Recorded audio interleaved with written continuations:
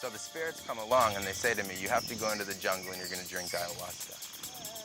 So I went into the jungle, I found a shaman, and I drank ayahuasca. And during that first ceremony, I found my apprenticeship. As we tear down Babylon, brick by brick, piece by piece, crush them to smithereens. Over beats, double L, see? I came to this jungle looking for the shaman, to learn knowledge, to get trained. I got questions, need explaining. Who manifests these spells we are making? Talk for days, no word spoken. The third eye's wide open. My 7 chakras awoken. Then the Babylon spell got broken. Come to the jungle, now I'm the shaman. Draw for the power of thunder, raiding. It's no mortal combat. I won't draw for souls, I'm not on that. Why? The vibration's high. Can't test I and I speak to the Buddha and Rastafari. When we chat to the prophet, it's all no lie. You with the shame, I smoke with the Rasta. Learn from the prophet, teach the pastor. They gon' serve the same master. Too many questions, one answer. You with the shame, I smoke with the Rasta. Learn from the prophet, teach the pastor. They gon' serve the same master. Too many questions, one answer. Deep in the jungle, knees in the dirt, next to the tribal leader. Speaking the words of the healer, I'm feeding the words. Seeking the teacher vine, mimosa creeper, MAOI inhibitor. Elio vine can't mimic us. Safe for mixtures, boiled in vinegar. Recipes taught by ancient visitors. Feet on the ground, I feel like I'm slipping away when my eyes look through to the clearing. The sun beats down and my face is burning. What's that in my peripheral hearing? Ingesting the chemical gateway, exiting the physical plane, inspecting the neural pathway, assessing the spiritual pain. You with the shame, I smoke with the Rasta. Learn from the prophet, teach the pastor. They gon' serve the same master. Too many questions, one answer. You with the shame, I smoke with the Rasta. Learn from the prophet, teach the pastor. They gon' serve the same master. Too many questions, one answer.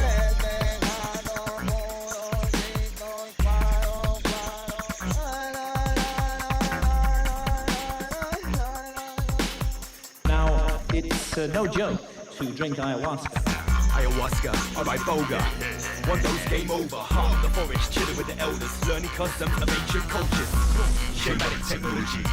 We fulfill the prophecy. No words describe this logically. Close both eyes, you might see properly. Wait, can you feel it? Hold it in before you release it. You got the key to revealing the secret. They tried hard to conceal it. Wait. How you feeling? Is it illusion? Is it the real thing? Seeing isn't always believing, hallucinating or lucid dreaming. You with the shame, I smoke with the Rasta. Learn from the prophet, teach the pastor. They gon' serve the same master. Too many questions, one answer. You with the shame, I smoke with the Rasta. Learn from the prophet, teach the pastor.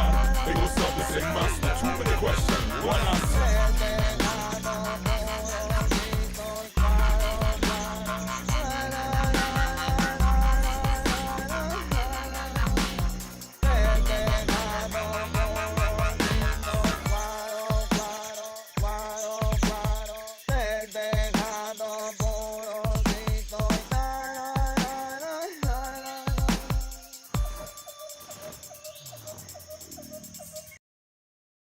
The world is a wonderful place with lots of things to see and lots of things to touch and lots of things to smell and lots of things to taste. But there are some things that can make you sick, called poison.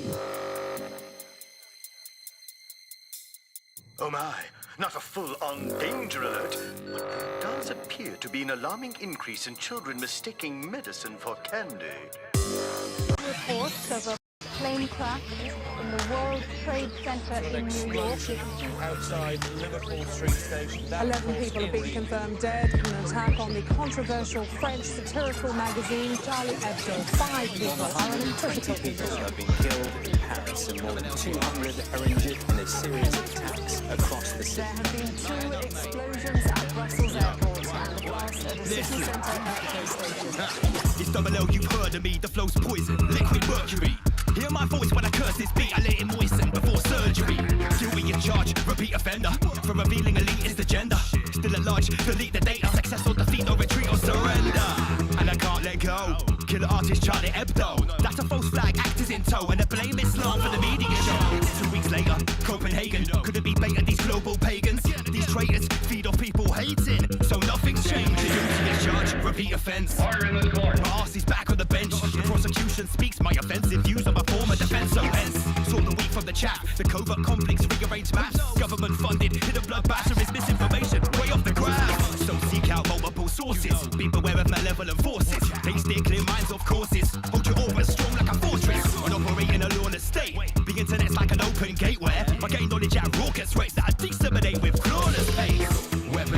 distraction, fired by warring factions. Fearful thoughts gain traction, step one in a chain reaction. Weapons of mass distraction, fired by warring factions. That's a direct action, breaking down our human attraction. Not really free your mind, it's free yourself from mind. That's why society is structured to completely engross us in things to occupy our mind. Open your mind. There's a war going on through our minds, for our attention, for our lives, and it keeps going on because we remain blind. The system is shoveling shit in our eyes. You consume this, watch that, or anything on a big screen that's flat. Distractions come in many formats. Time is one thing you never claw back. Weapons of mass distraction, fired by warring factions. Fearful thoughts gain traction. Step one in a chain reaction. Playing GTA, well, you're flushing the focus away. I'm cruising through this breathing illusion. Why do I need your game to play? This is real, are you feeling me? It's all vice in the city, no liberty. Put down the Xbox controller when I bust a verbal soliloquy. Weapons of mass distraction, fired by warring factions. That's a direct action, breaking down our human attraction. There's no need for a power up. I discharge my aura, climb a mountain, cross a border, attack a new inner mind explorer. I want a PSC, a teleporter, to a land with no structural order. No distractions from warring factions, leaving people like lambs in the slaughter. Weapons of mass distraction, fired by warring factions. Fearful thoughts gain traction, step one in a chain reaction. See me, I write about it. How do I put it? It was like, what do you care about them? What do you care about those people? What difference does it make to you? Take care of your own life. Do the best you can for you and your family. What do the rest of the people mean to you? They don't mean anything to you. They're just serfs. They're just people. You know, what's the end goal? The end goal is to get everybody chipped, to control the whole society. They want a one-world government controlled by them. Everybody has an RFID chip implanted in them. And if you're like me or you, and you're protesting what they're doing, they can just turn off your chip.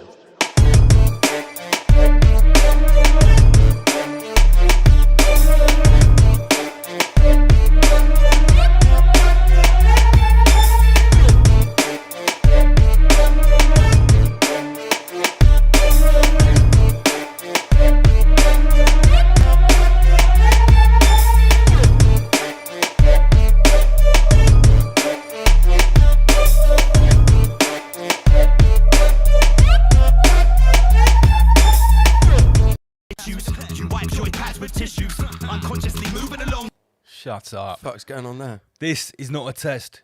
You are tuned into the correct YouTube station. This is the one and only. Rise above, generate, rise above, extinguish fear, rise above. I love that how sometimes the intro tracks carry on playing after the introduction movie. That's just a little glitch from Restream. It's clearly racist. Big shout to everyone tuned in. It's Friday night. We are live. This is not a recording. We are live as it comes. 8 2 weeks in a row, actually. 2 weeks in a row. We're spoiling you guys. We apologise for the false start. There was some technical issue there. Did we do a false flag? Yeah, there was a false flag attack on the stream. Let's get some more cameras up. We like to have multiple cameras so we can see what's going down in the studio. Yes, let's get all these cameras on the go. 1, 2, 3. Boom, boom, boom. That's much better. Okay. Right, let's get down to business. It's Friday night. Let's also share the screen. Look at this busy Schwabersboard you've got going on. Yeah, the Schwabersboard is quite busy tonight.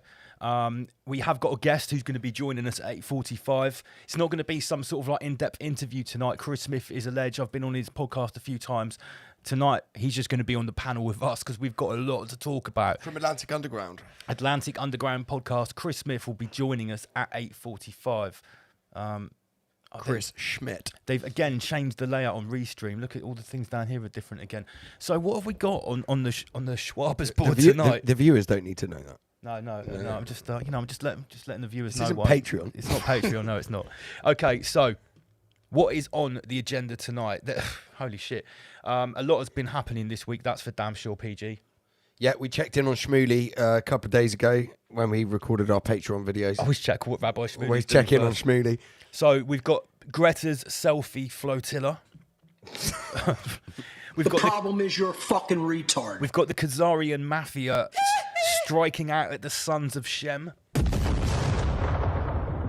Surviving Indian Airways. Gosh. LA riots and Ireland mobs. So they're going to be like, Michael. They're going to be like the main subjects on the roster tonight. I'll tell you what, I've got to give a big shout to a new viewer who I actually messaged today. I put it. Here he is, Indigo Child. Big shout to Indigo Child. Man's in the chat. Man's in the chat. He's going to be coming on Rise Above, I believe, on July the 18th. Raw. I've been sent some of his videos today. This guy is on points. He's using a lot of syncretism to talk about what's going on. Lance sent me 2 reels. Yeah. I listened to what them. did you say? Yeah, I concur. You concur. I said to Lance that he sounds like he's a expat or in some kind of recovery from the New Age movement. But he slews the New Agers now. He does slew the New Agers. Really well. Does, really sounds good, like he good knows work. them well. Yeah, so Indigo Child, check him out on Instagram. I think he's most of his stuff on Instagram. We're going to get him live on the show. It sounds on like July 18th. He might even, from what he was talking about, he might have even seen some of our Patreon. yeah. If you like our Patreon, what we've been talking about, this guy's going in on that kind of and stuff. Lance has given me full permission to go all Patreon live and Rise Above. What I didn't say yes, full. You did. I didn't say full Patreon. I said maybe tonight because we're going to be. No, talking no. I about said not tonight. No. When we have Indigo Child on. Oh, okay. All right. Yeah, we can work up to that. So, 13 minutes past. It's a Friday night. There are obviously a few things we need to let you know about before we get down to business. I'll tell you one thing. The hotel weekender, the August bank holiday weekender, if you're not coming, you're probably sick of hearing about it. Just buy a ticket and then you can just sort of breeze through this bit and think, listen to all the great things I'm going to witness at this hotel weekender. We've been adding to the lineup. Friday, Saturday, Sunday. Shit, I may have another topic of discussion for tonight. That's fine. I just need to message someone to make sure it's okay. Oh, fine, we'll put it on the board. It's not a problem. Yes, big up Indigo Child. I've got a feeling we're going to get on very well, bro. So the weekender is the main opportunity, not just to come and listen to some amazing panel discussions, interactive workshops, but also come and hook up with the community. We're always talking about taking stuff off the screen, guys, and it's more important than ever because there might be a time in the future where the internet isn't as free as it is now. We might not have the opportunity to have this Friday night meetup every Friday, you know, online in the comment section, and even with the current restrictions on YouTube, it might get worse. So we need to bear that in mind, and we need to start meeting up in person, swapping phone numbers, making actual meat suit connections. Am I chatting shit, PG? No, not at all, mate. We never chat shit here on Rise It's Above. very, very important, and that's why we work very hard. We might waffle a bit. We don't chat shit. Yeah, to put on these events, guys. Very, very hard indeed. A lot of work goes into this as well. There's a lot of work going on. Yeah, and also here's a big shout out to the community. If you are a crafts person, if you have some a craft person, if you're a crafts person, if you are a creator, if you have some bespoke artisan products that you would like to showcase at our event, we still have some stalls available. Basically, it's going to be a space where you can set up a table and sell your bits. Email us at riseabovelivestream@gmail.com. I'm just going to put the ticket on the bottom of the screen so you guys can get the email address, because this is how you get hold of us. It's also the Skype. Phone lines aren't open tonight, but the Gmail is also the Skype. riseabovelivestream@gmail.com. So far we've got someone selling raw milk. You know, like that milk before the Rothschilds did something to it. I'm going to get some and make some cheese, mate. Yeah, so we've got like a raw milk salesman. Cheese. We've got the mushroom tincture lady. Yes, who gave us... We did the giveaway before we did the competition. She's going to be selling her handcrafted mushroom tinctures. Who else have we got? Oh, yeah, Alicia is going to be there with Hecka, with all types of, esoteric crystals and jewellery and stuff like that. And with jewellery. And we've also... Do you know who also signed up today to be a stall holder? Who? Do you remember Derek? Yes. He's my favourite. He's the best. He is my favourite. Derek is the best. When I infiltrated the Flat Earth Society gathering, I went there in a hood. You went there in a crudely fashioned disguise. Kept myself to myself and just wanted to see what it was all about because it was in a local area. And just check the level of flirt that was going on. And Mark Devlin was doing a talk there. That's why I went there, really. Was he there in person? Yeah, he was there. He was there. Oh, he sweet. was doing and that's why I went there and had a couple of chicks. And Derek was there. He was sitting down at the back because he's a big guy. And I was like just leaning up against the pillar right at the back. And it got a little bit like later towards the end of it. And I just went over Derek, I sort of nudged him and said, rise above Derek. And he looked round and I took my hood off. Yeah, so for anyone that came He's to cool. our- He had some like gigantic fucking antenna. At our that very he- first that- event, he that had his made- own that he handmade made. radio tower. He knocked up in his garage, and he was talking to people in fucking Singapore or somewhere. I know I've got the location wrong, but it's No, somewhere I think like it was South America. South America. It It somewhere was in South way, America. way far. Well, so what Derek's having on his stall, he's having his own homemade frequency machine. It's like a Tesla machine. And he's going to be accepting donations for people to have a go on his Tesla machine. It's going to listen. We're going to invite the wild and the wonderful. And if you have got something to showcase, something to sell, and you want to set up a stall at the event, tables start at £50 for the whole weekend. Very reasonable. Everything's reasonable. Does that gain you entry as well to the? No. That's for so I say start at £50. You have to have a ticket already. Right. If you haven't got a ticket, it's £100 for a table and a ticket for the whole weekend. Heard it here first, Michael. But remember, tickets for the weekend start only £15. So yeah, if you've got a stall, send us an email. 100%. As you know, Archetypes is going to be there virtually on the Sunday for a big three-way discussion. And This is a holographic construct. Andy PG is going to be curating. It's going to be super tasty, far too tasty to go on YouTube. It might make it onto Patreon. We're going to be talking about the origins of the Iranian exilarchy and where they fit in with the original Sons of Shem. We're going to be going deep into the historical, biblical aspects of the Black Cube organisation. Yes, we are. Yeah, I think that's a fair shout, isn't it? So we've also got allegedly Dave Murphy. He'll be there serving up glasses of his own piss. We've also Wisdom of Mushrooms, one of our favourite educators in the Raw Academy. He's going to be there doing multiple courses. Oh, we've got Dave Murphy twice there. Graham Moore's going to be doing a big talk on constitutional law, actually laying it all out. All of the things that he always talks about, he's going to be giving us the detail. He'll be sober as well. The meat on the bones. Yeah, I put him earlier on in the day, so he hasn't got a chance to go to the bar beforehand. So Marcus Payne is going to be entertaining us. Tom W's, and he played on the show last week. Absolutely smashed it. For everyone that enjoyed the DJing and the sort of like housey techno beats we had on last week, he will be playing at the Weekender. Pardon me, I've got a bit of a cough. Who else have we got? Obviously, we've got Ryan Sanders and Inspector Veg. They're going to be performing together and doing their own stuff, and I'm going to be going back to back with them. That's what I'm talking about. And here are a few more things we've just added as well. Flat Earth Social. So this was the thing you were just talking about. That's right, I infiltrated them. Yeah, so... like a Jew. Derek is the guy that runs Flat Earth Social with another guy called Ian. I'm giving them some space in the Raw Academy room to do what they want to do a little talk, a little drop-in workshop, and let people know what they're about. It's going to be cool as well, because Martin Leake is going to be there, and he's obviously Flat Earth British. It's not a whole Flat Earth No, event. no. He talks. Martin Leake not even doing a Flat Earth presentation, but he's called Flat Earth British on his YouTube. Yeah, we just happen to have two of the the country's leading Flat Earthers at the event. It's not a Flat Earth event though. Right, Magic's MC Manic, Johnny Fogg, legendary meme maker. He's on the lineup as well. Sister and Sounds. And another person that's going to be appearing at Raw Academy is Althea Finch, doing a whole seminar called the Pain-Free Method, which is her own thing about how to eliminate pain in the body without big pharma poison. Is that some Shaolin shit? Maybe it is some Shaolin shit. Shaolin. Right, okay. So you haven't done me a thumbnail yet, Lance. I still have, because I haven't got good photo. Because I haven't got good photo. We just did a fucking primo set with your boy Sub-Zero. Yeah, but a screenshot taken from that video. Screenshot? Where's Rich and his fucking footage of it? Come on now. Yeah, but Richard Ryder, if you're listening to this, proper photo. Send us some of your fresh artistry. I haven't even seen any of that footage from that night, have you? What, from when we played in Bristol? Yeah. Well, I've seen AJ's footage. Yeah, no, I mean from the night. Rich had the dude there, didn't he? He said. What, was there another videographer there? I think so. He made an announcement on Instagram that they were going to let the footage out in like a week's time, but I never actually saw it. I think that's AJ's footage. Is it actually? Yeah, AJ was the only guy with the camera there. Right, okay. Also, don't forget to sub to the Patreon, guys. I've just put the QR code up for tickets to the Weekender. Here you go. This is how you get a ticket to the Weekender. They're only start at £15. So much rabbit is going to be consumed over the weekend. Multiple rabbit holes will be dived down. We'll pull the rabbit up, dissect it, consume it, digest it, and exhume it. That's the way we do around here. Exhume it? Yeah, you've got to exhume it. Listen, there's no point in going to the bottom of a rabbit hole and catching a rabbit unless you actually take it up to the surface, cut it open, eat it, digest it, and exhume it. Otherwise, you're just... Are we going to give anything away tonight, Lance?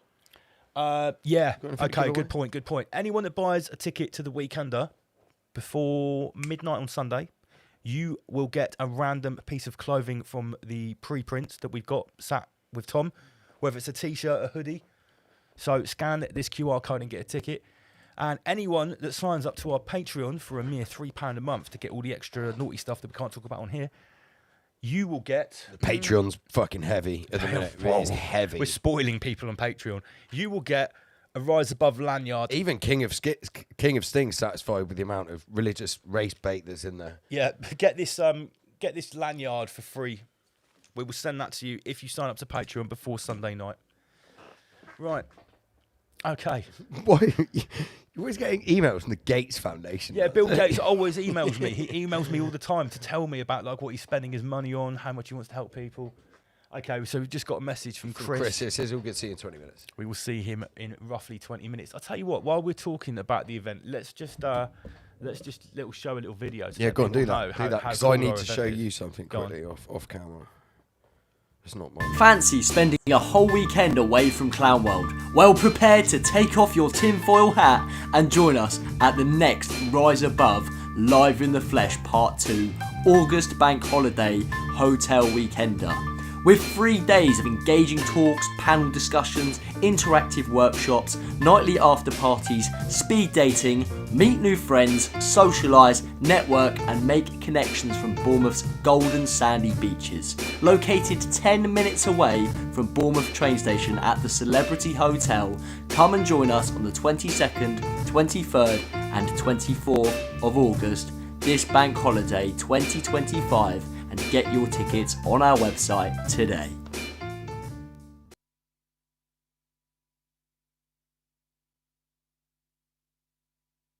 Come and experience a world-class lineup of guest speakers at the next Rise Above Live in the Flesh August Bank Holiday Hotel Weekender, featuring Martin Liedtke, Wisdom of Mushrooms, Graham Moore, Richard Ryder, Toroidal Dynamics, Inspector Veg, Marcus Payne, Ryan Sanders, Tom W's, and allegedly Dave Murphy. You won't want to miss out on these speakers exposing the peasantry that is Clown World. Exclusively at our Rise Above Live in the Flesh Part 2 Bank Holiday Hotel Weekender on the 22nd, 23rd and 24th of August. Don't be a peasant and get your tickets on our website today.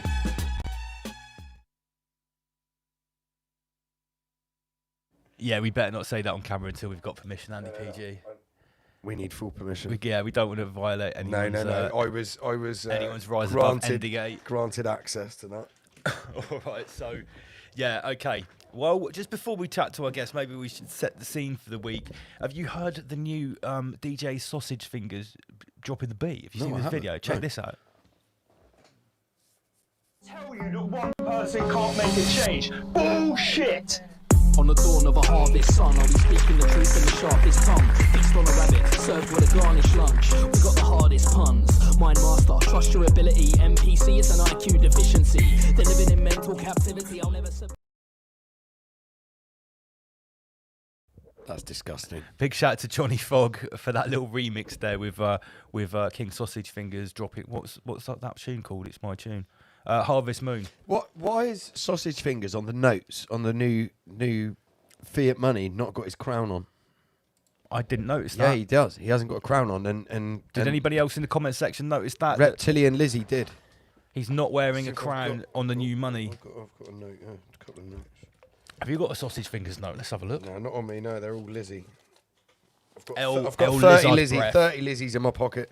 There's no... Soviet Union survivor says, what the fuck, DJ Sausage Fingers? Yeah, big up Johnny Fogg for that little remix there. That little remix. It's a little micro rabbit hole. Why hasn't the crown got his... Why hasn't the king got his crown on?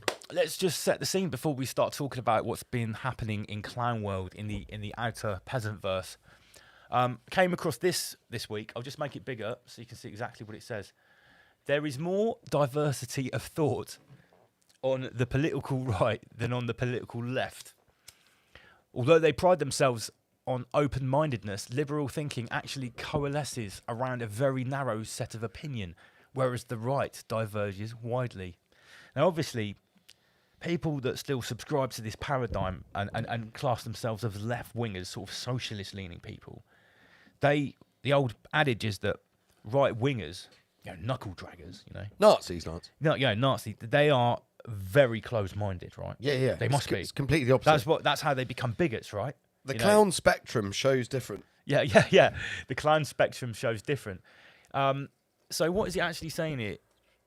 This is a visual representation of the extracted attitude network, revealing a distribution of 40 attitudes into 2 clusters. Mate, this is bullshit. This is just one of those fucking plastic things that Terence matey came up on Joe Rogan with.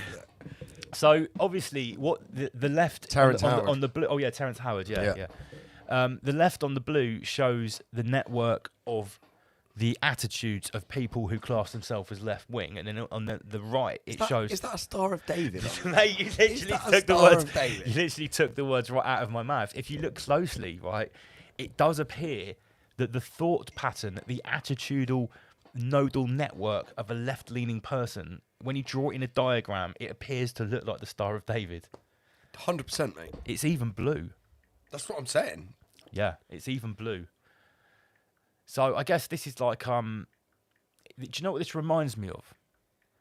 There was this thing that came out a while ago, and it was basically showing that people that subscribe to conspiracy theories, this mainstream article said they actually show much better critical thinking skills, and they're able to actually cross-reference lots of different ideas and look for the common denominators that hold them together.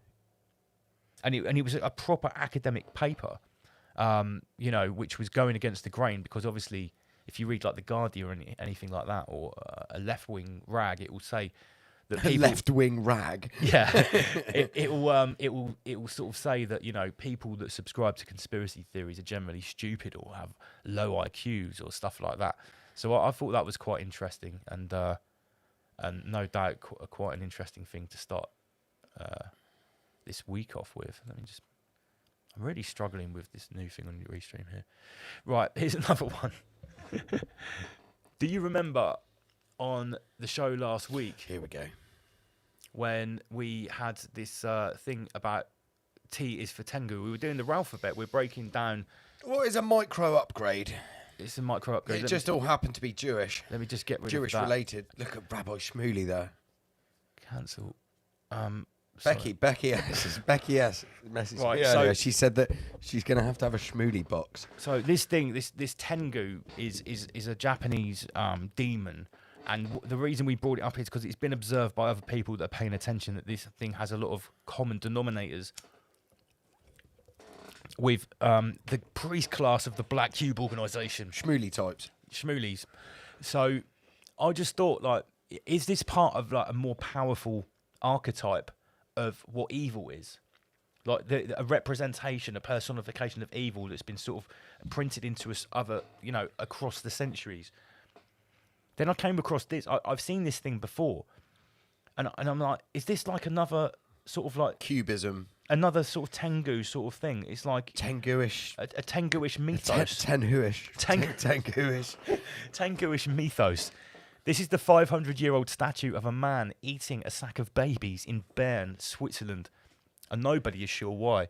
I'm sure if you look it up, it's got some name and it's got some, like fairy tale behind it about why there's a statue of some guy dressed like one of Santa's little helpers eating babies. Some kind of elf.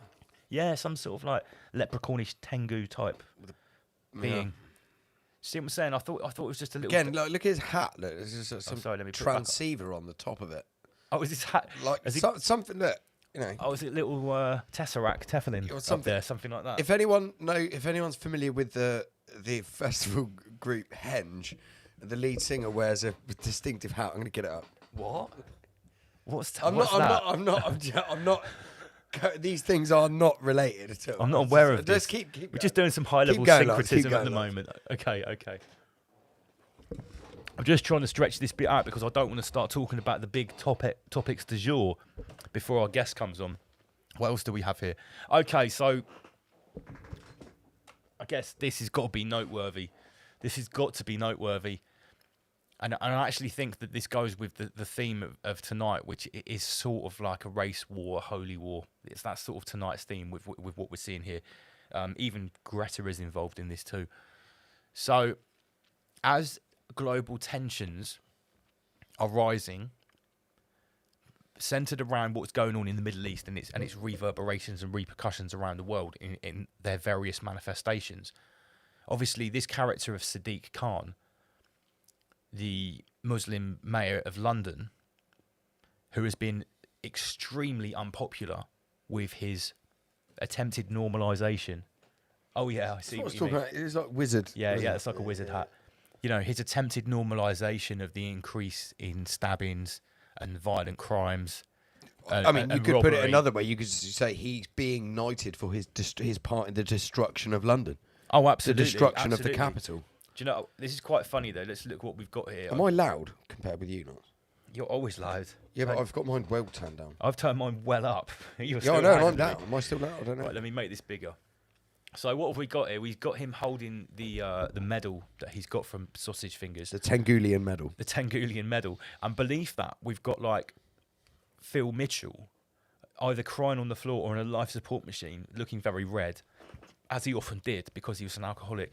Now, I'm assuming that this meme, Phil Mitchell in this meme is representing what the left call gammon.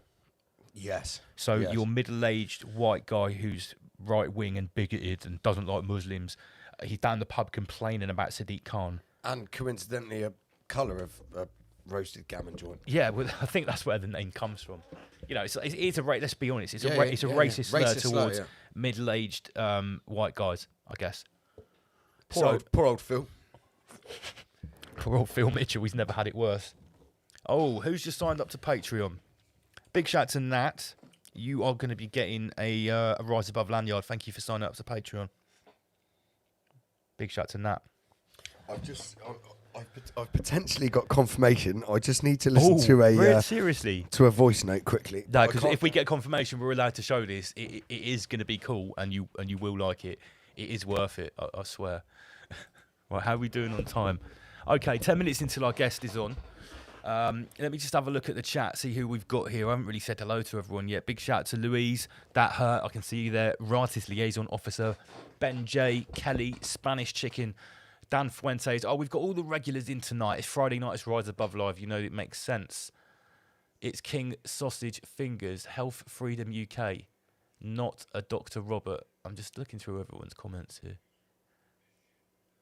What's King of Sting saying? Big shout out to our sponsor, Liberty Silver Designs. If you want nice silver jewellery, check out Liberty Silver Designs. Bollocks, now I've lost his comment. What's going on? There it is, King of Sting. Obviously, the left are pro-government to enforce their ideas. The right are more anti-government and pro-freedom because they prefer free markets. Yeah, that is true. You know, people that identify themselves as right-leaning, they are definitely more diverse in their thought because they have conflicting views about loads of stuff. Whereas those that call themselves lefties or, you know, of the left, you can pretty much go down and tick off on all these subjects. You know what they're going to think about Ukraine. You know what they're going to think about climate change. You know what they're thinking about the rainbow agenda, about the Soviet Union. You know that they're going to be pro all of those things. Whereas, you know, people on the right, it was a real spread of reaction to that. I hope Andy PG comes back soon and tells me that we're allowed to show that thing that he's got right there on his phone. Damn, son. Big chat to everyone tuned in. Friday night, Rise Above TV. Okay. So, yeah, I reckon that people are going to be pretty upset that Sadiq Khan has got a knighthood. People that watch Rise Above will probably be more like, that makes perfect sense because he's played his part in the great works. He's done what he was tasked to do. Maybe now he's been knighted, he's going to sort of step off into the background. He's got his bag now, that he's got that medal. He's got, you know, the sausage blade has touched his shoulder. Yeah? When that sausage blade comes down on you and it touches your shoulder, that means sausage blade. That means you're special in Clan World. That means you're a knight of the realm, and now he is a knight of the realm, Sir Sadiq Khan. Subsequently, you could tell he's a knight of the realm just by his surname. Khan is the same as Cohen. It's the same. It's the same. It denotes the priest class. So yeah, this guy's Black Q priest class, Sir Sadiq Khan. Yeah, Phil Mitchell's going to be pissed. Andy PG, what are you doing? Just checking, mate. I've got confirmation. You've got confirmation? I've got confirmation. Okay, let's just go back to the regular screen. Right, so what... While you're... Just keep going. All right, okay. Sorry, just keep going and I'll send you over what's necessary. All right, sweet. Send me in over the correct order. On Facebook Messenger. Yes, Michael. So my other just random Clown World story that I came across this week, which I thought was newsworthy, was this. First UK resident to face compulsory purchase of homes for... I don't know what happened with the rest of the headline there. But residents in 3 doomsday villages fear their homes will be the first to be compulsorily purchased to make way for the country's biggest ever solar farm. Well, it was either going to be that or like your houses are now going to be filled with migrants. It's either solar panels or migrants, basically. Those are your choices. Dozens of villagers in Hempnall, Saxlingham and Saxlingham and Tasbur in Norfolk, never heard of these places, have received letters from a developer saying their homes may be required to create space for East Pye Solar Project. The development will cover a massive 2,500 acres, the equivalent of 1,762 football pitches, or the size of Chichester in West Sussex. Fucking hell, that's massive. It's 10 times bigger than the UK's current largest wind farm in Flintshire, Wales. So 10 times bigger than the biggest wind farm they've got at the moment. The size of Chichester. That's fucking big. 1,700 football pitches. That's a big space. Yeah, that is a big space. How are we doing? Right, Michael. Okay. Right, PG, what have you got for me? Do you want to go to your Facebook Messenger and just play a little 1-minute quick video? And Is the sound important? Yes. Okay. It's the same video. I just sent it twice. Oh, okay. Yeah. Right, it's up there. So, let me think about this. I can upload it to here.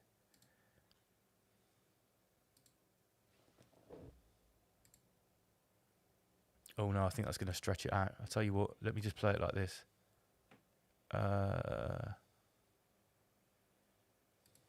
Local video. Here we go.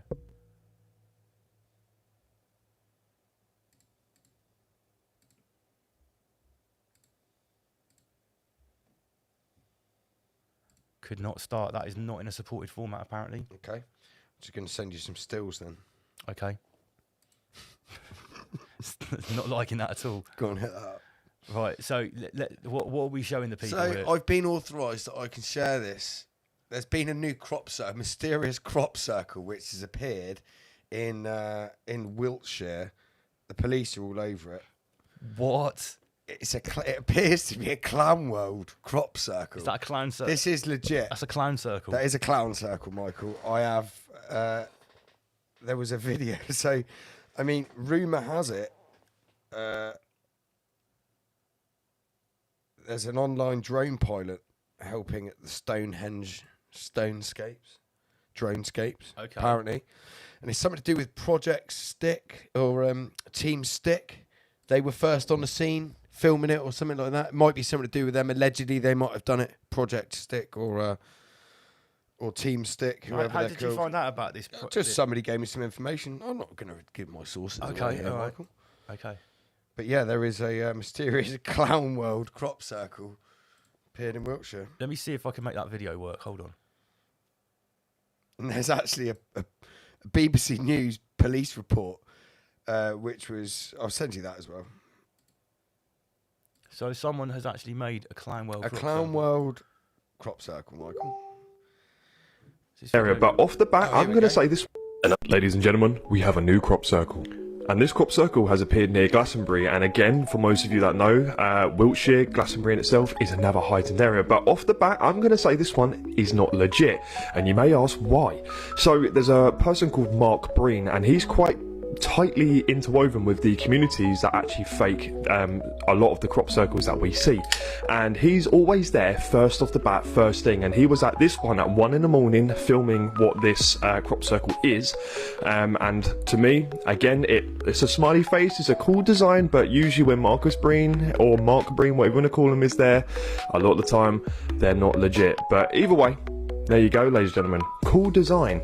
But I do expect there to be more strange phenomena to pop up in and around the area. So this is the season for it, especially in the UK. And for those of you that sit there going, why do they only appear in the UK? Well, that's absolute poo-poo caca, because they appear all over the world. There's ones that happened in Brazil already. I think there was one that was in Germany and so forth. But the more intricate ones do appear in the UK. But in this occasion, I'm going to say this one is farty McFarty poo-poo. Ladies and gentlemen. So he's saying it's not real. He's saying it's not real, mate. Looks pretty fucking real to me. Yeah. We've been told it's real. That's a high def drone shot. This is an original. Yeah, I've seen. Go to your Facebook quickly, Lance. I've just put. There's the This BBC. is my Facebook. There's a BBC article. I Okay. just sent you. There you go. So this is dated, I think, the 10th of June. 2 days Put out ago. by Wiltshire Police, BBC Wiltshire. A police force has asked people to report crop circles, warning that creating them without landowners' permission is criminal damage. Report crop circles to the police. Damn. Very interesting. Very interesting indeed. Let's get rid of Clownworld that. crop circle. Yes. Wow, that was loud. Sorry. Is that better? Yeah, that's a bit better. Okay. Right, I think our guest is in the digital green room. Chris, can you give me a thumbs up if you're ready to join us? Yes, I've got the thumbs up. Right, let's get him on. Instantaneous thumbs up. Let's just get rid of this screen here, remove that. And let's get our guest on from Atlantic Underground Podcast, Mr. Chris Smith.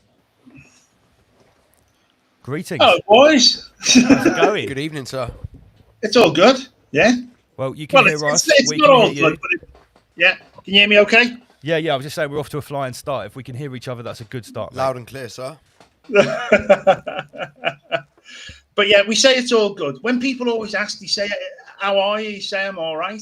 Even if you're not, it's a strange thing. And people say, oh, is everything okay? Yeah, it's great. And it's not. The world could be falling apart at the seams. But typically being English, we just say, yeah, everything's great. Yeah, it's all right. Yeah, all right. Not too bad.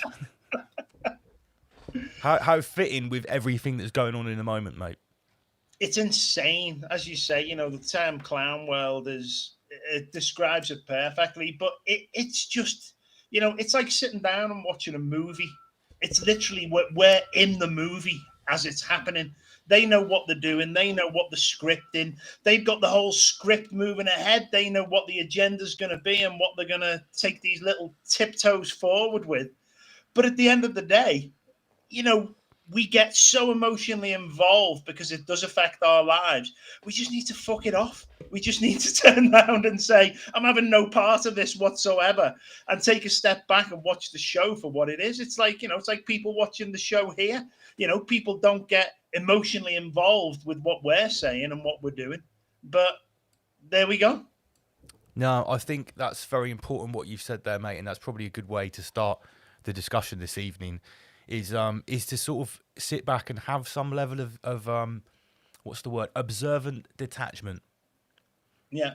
We can so to show that there is a way to carry on paying attention to what's going on without, like you say, getting emotionally invested, taking on the weaponized fear that a lot of this stuff is laced with. Yeah. And at least trying to find some sort of spiritual progression or nuance in the movie. I know, but you know what it's like. Every day you're out there, you're seeing people having absolute meltdowns or freaking out about things. It could be, directed at a president or a prime minister. But it's like people have got these deep-seated traumas that live within them that they never deal with. And then when the occasion comes, they find something to vent. The problem is, Chris, I think, sorry to butt in. The problem is, I think a lot of people are told what to be angry at without actually, and they don't actually take the time to look at why they should be angry at it. They just are angry at it. No, that's Hence it. why the fucking people waving Palestine flags around thinking there's some kind of virtue signalling. when they don't actually know what's going on. It's equal to people waving Star of David flags around as well. I know. But like when you look at social media and like, you know, people will just repost stuff, Facebook, Instagram, whatever it is, whatever platform they're on. But these media platforms are nothing but echo chambers. And these echo chambers are just repeating the narrative of the very mainstream system. I mean, the people that put the news out and put all these things out that get shared, and don't get me wrong, there's stuff out there that has good information, but the majority of stuff that I'm seeing being posted online, I look at and I just think, how are you so easily duped to believe that this is true? And in the age of AI now, it's getting even worse because, you know, people will say, oh, look at this video of such and such saying, you know, this about this. And I'm looking at the lip sync on the thing and I'm like, this isn't even real, but you believe it is and you've shared it on your social media. People don't question enough in this day and age, and that's well, unfortunate. I think we've discussed this on the show before a few times, that we're in a transitional period between where everyone's fully sucked into the metaverse. At the moment, they're much happier online.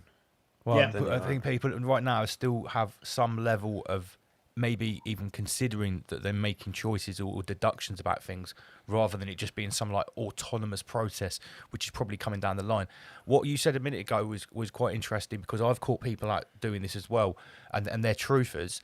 They're sort of like, you know, usually American pro-Trump people that are very careless about what they're sharing, and they've shared news articles that, like you say, the lip syncing is completely off. They haven't even bothered to look at the lips matching up with the words, but because the words are what they want to hear about a child tunnel getting raided, or, you know, the deep state being foiled or something, they've shared I'm hearing rumors that you're locking people up for posting memes. They posted literally some absolute sort of garbage, reverse anti-truther propaganda, and I always say, you know, you're making everyone look silly doing this. Did you not even like watch what you posted before you shared it with everyone? These are arguably just useful idiots that are doing. They're like self-destructing the quote-unquote truther movement from within without even fucking knowing what they're doing. It's all part of the Great Reset. It's multifaceted. At this point, social engineers haven't got to do anything on social media. All they've got to do is put up one little post and just let the comments section roll. I go onto multiple things like that I don't even follow on social media, and just to read the comment section, and people are so fucking retarded. It's almost unbelievable. It really is. What was that thing I sent you earlier? I put on the group about the. I'm going to get it up. Go on, continue. Yeah, well, we've been sharing This is one of the dumbest things I've ever seen in my life. Oh my god! Yeah. I can't remember what it was. We're going to get out and we're going to read some comments. Absolutely retarded. Honestly, it's the most dumbest thing I've ever seen in my life. So. Let's. Do you know what's ready? I tell you what's dumbest, right? The ones where people pick up the phone and they go, "Hey, ChatGPT, what's this?" And then the video in the answer, and like again, it says what people want to hear. It's not even fucking ChatGPT, but everyone's sharing it. Oh, isn't this wonderful? Oh, a whole spiritual revolution's coming and all that.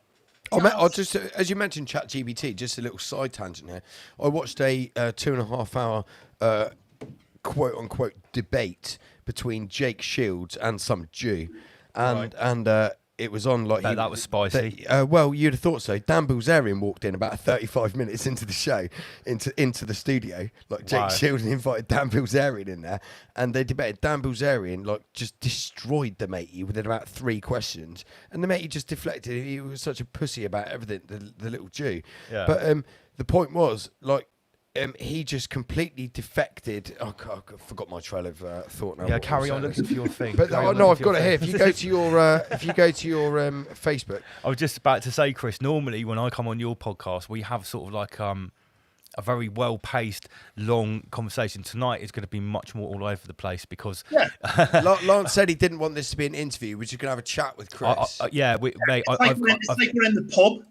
Yeah, just like you're in the pub. What am I getting up? Facebook? Yeah, go to your Facebook Messenger. Okay, you've this just is the thing I sent you... oh, no, it's going to be Rabbi Shmuley every time Shmuley on my Facebook Messenger, mate. Why does he come up straight away? What's wrong with your Facebook algorithm? Oh, okay, this is what you Sorry, that's what I mentioned about... As you mentioned ChatGPT, Chris, that's my little tangent was.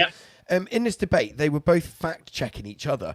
And the Jews' chat GBT told him something different compared with Dan Bilzerian's from exactly the same input. That was my point. Sorry, I just forgot that. Yeah. Okay, so this is the really retarded thing that Andy PG saw online. Let's have a look at The this. comments were more retarded than the thing. But my point. Right, so this is from Bashar. This guy is some channel. He's some channel person that millions of people follow. Bashar, right? My point was that the reason I shared this with Lance privately, because I was like, all they've got, and the reason it's linked to what we were just talking about, all they've got to do now is put up a Facebook post like this and just watch each other argue in the comments. So this is obviously an AI image, and it says, this is a quote from Bashar, this like prophet channel guy. Open contact is about to happen and is imminent within 2 years. They will be officially introduced to your society. At first, most likely hybrids and Palladians, and then others. Right? And Draco Malfoy. yes, there's very elfin. Right, and then if you look through the comments, people are literally, there's just thousands and thousands of 63 comments. People are saying, oh, it can't happen soon enough. Is this the most recent message? They're completely sucked in by this complete garbage. Actually, read out a couple of the shorter comments. So, looking forward, we welcome you with open arms. I thought we were told in 2025, 26 last year, so someone's a bit sceptical there. You can chat with them now. So very exciting time to be alive. At this time, witness these wonderful things. Thank you for sharing. And it just goes on and on and on. When I was reading these, I was thinking into my head, has somebody, are these all bots, from this, somebody's just got loads of bots to just type, positive things about what they're saying? Or are these genuine people that actually believe this shit?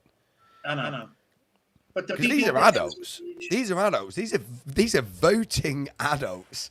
Like people who are raising children. They just need a solution to the problems that they're dealing with. And these people have got jobs which could be in the council or the government. They make important decisions. Or the police or an ambulance person. Do you want these type of people making any kind of decisions in your society? No, unfortunately, no. I'm getting in trouble and needing a level-headed mind. Oh, it says we've got an echo. Yeah, I've got an echo. I'm going to turn that off. I think that was because we were sharing the screen and it might have had the audio on it. So let me just go. Yeah, that's possible. That's cleared it up anyway. That's all. Okay, we're back. We apologise for the echo. It's gone now. It's gone. I mean, it's like I don't like listening to myself at the best of times. We couldn't hear it here. We couldn't hear it at all. Okay, so back to Clown World. A big story this week, Chris, is the flotilla or the Greta of anti-Zionist influencers and selfie takers that headed to Israel to try and deliver aid, but was stopped by the evil IDF. This has been a big story this week, right? But first of all, we have to look at who Greta is and who her parents are. I mean, she is from such a wealthy background, and her parents, from what I know, are both prominent journalists and media spinners that now they've decided to put the daughter out to pasture and use her as a tool of the system. You have stolen my childhood. Oh, dear me. Could you imagine fucking marrying that if he got older? Well, yeah. Right here, right now, is where we draw the line.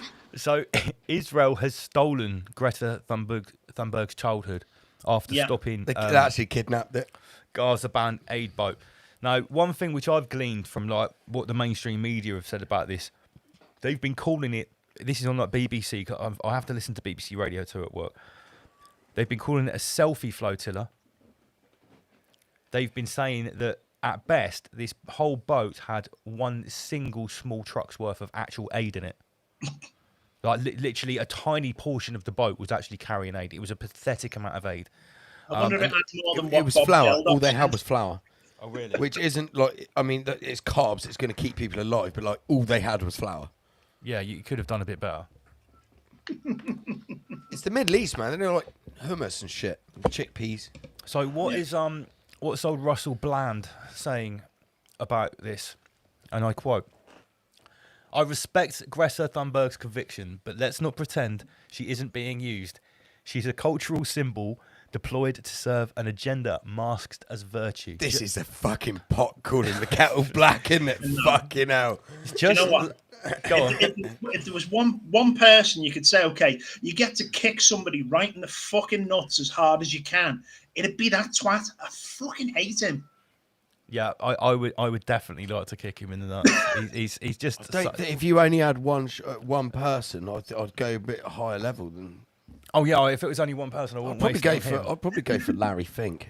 Really? Yeah, I reckon the I don't know, 9/11. Did you see Peter Thiel this week where they were trying to? I think it was Dan Dix was from Press for Truth was trying to talk to him, and the guy's like a robot. He just kept walking, ignored him. He had two big bodyguards around him. And of course, Dan Dix is asking him about Epstein Island and the fact he's going to try and take over everything with AI and everything that's going on with the US to allow AI to continue untouched for 10 years. They've given open carte blanche on AI in the US by law in the same way that they protected Pfizer. Wow, that's a big statement. Yeah, carte blanche is probably a good way to describe it, because I guess that's what that is. Operation Stargate or Project Stargate is really all about. It's basically saying, look, we're going to commit $500 billion to this. What percentage of that is America's annual spending? Does anyone know what America officially spends every year? We'll never know, will we? The official figures. Is it a few trillion? Well, in that case, that's like 20-30% of the GDP. That's $500 billion. I think there's 16 trillion in debt. I think it's 33. It was 33 a couple of years ago. No, no, it wasn't. Yeah, it was 33. Yeah, when we got to 33 trillion, I made a big post about it on Facebook, just this like comedy post. Speaking of 33s, I heard on the Jeremy Vine show, the news, when that 33 men of Pakistani heritage have been charged. 7 of them are in court and being sentenced today, but 33 have been charged with grooming. Yeah, grooming basically, or raping. Yeah. Raping. They'll put them in all in the same cell together, and they can't believe they've got more room than the 1-bedroom flat they were living in. Yes, indeed. And now they're fucking each other. Chris, can I just ask you a question? What do you think of Reform UK? This is not a trick question. I'm not like no. If it looks legitimate and there's people following it, it's usually funded by the other side. Yeah. So, at the end of the day, a lot of what looks like truth and a lot of what looks like is coming to save people in the world, especially within the political arenas, is always handled by the same string pullers. It doesn't matter because, people will always say, oh, yeah, the world, Trump is a perfect example in the US. Oh, everything's going to change, Q, and they're going to do this and they're going to do that and everything's going to be great. But what they don't realize is it's the same string pullers. And if you are allowed to get to any kind of position, let's say me and you wanted to run for politics, we would get to a certain point where we realize it's like working at McDonald's. I could create the best burger in the world and it's healthy and it's good and the ingredients are pure. And I could go, work for McDonald's. Look at this, guys. We're good. I've made this burger and we should sell it. They're going to say, no, we don't sell that burger. We sell these burgers. And that's politics, because when you're in any major corporation or any political party, you toe the line to exactly what they want. And that political party is funded by exactly the same people that fund every government and every political party around the world. So every single government toes the line to the puppet masters who are pulling the strings, and it's the very same people that own the central banks, own BlackRock, own Vanguard. They own everything, and it's all by design for them to have ultimate control over humanity. The Black Cube organization. That's what I was getting at, because we've speculated here on Rise Above that Reform, like you said, are saying everything everyone wants to hear and all the right things. They would appear to be, the good guys. But we've speculated that if they get in, which we think they will, in whenever the next UK election is, 2028 or 2029, and I've even argued that they might actually deport a load of people and get the country back to like how it kind of used to be, how it used to look like a little bit, to some extent. But that's going to come with your digital ID tag with it. Oh yeah. And the thing they're not going to sort anything out and make things any better for the people without that digital ID. And the problem is with that digital ID, that's the biggest step, because that's the biggest step to the social credit score. They can't have the social credit score without the digital ID. That's it. This digital ID system that they're going to roll out is, we look at the social scoring system over in China. It's no different to that. Facial recognition, everything. This is the ultimate enslavement tool. But what worries me more than anything else is the fact that the majority of people out there, they're going to push them to a point where the financial system means maybe we'll get a 1930s style. People will wake up, there'll be nothing in the banks in the morning. But at the end of the day, this is all by design. It's going to bring humanity to its knees, and people are going to be begging for the solution. And that solution is this digital system. And that's why it's going to be so destructive to the world, because people are going to usher this in. They're going to beg for it. Absolutely. They already are. They already are. The older Ikean adage, problem, reaction, solution will be played out. The greatest, it'll probably like we called this in our presentation at the Weekender, problem, reaction, final solution. Because really, where this is finally going, to do with Project Stargate and all that kind of stuff, and what you're talking about with the social credit score, is to get that regulatory technology inside the meat suit. Yeah. Because once it's in there and the algorithm is working in conjunction with your own thought process, you want to like they're saying, oh yeah, people aren't human anymore because they've been to too many Britney Spears concerts and they've changed their DNA. That's just a precursor. When you've got a piece of technology inside you which is literally thinking for you, you will any last piece of humanity will just be gone. Will just be gone. I think the scary thing is I put on the Atlantic Underground YouTube channel and the other channels that we use, I put a video out there called Killing God and the Soul Trap. And basically what I put out there was the information about the brain chips now. But what's happening is just general computer chips are being used. They're using brain tissue because it's such a faster processor. Now, this actual processor, when they get these neural links and Peter Thiel's links and everything tapped into people's brains, it creates a supercomputer because the processing of the human brain is so fast. Once they're able to tap into that, they're not only tapping into that for the processing speed. This is a quantum conscious computer. And this quantum conscious computer rivals the power of the creator itself, allowing the dark side of things. If we look at it as a dark side and a light side, however we want to see this. But at the end of the day, once they get people plugged into this main system, it might look like the Matrix. We might all be in pods plugged in and fed fucking Soylent Green. I don't know. But at the end of the day, they are able to create a conscious quantum computer tapped in with the AI system that will just create everything. And it's going to be the fractal of the soul within the human body that's going to allow that to happen once they tap into the human brain. People think that this is going to be something for, it's anybody who's disabled and anybody who's having cognitive problems. The defenders always jump on that first. Disabled people, paraplegics, etc., etc. Retards.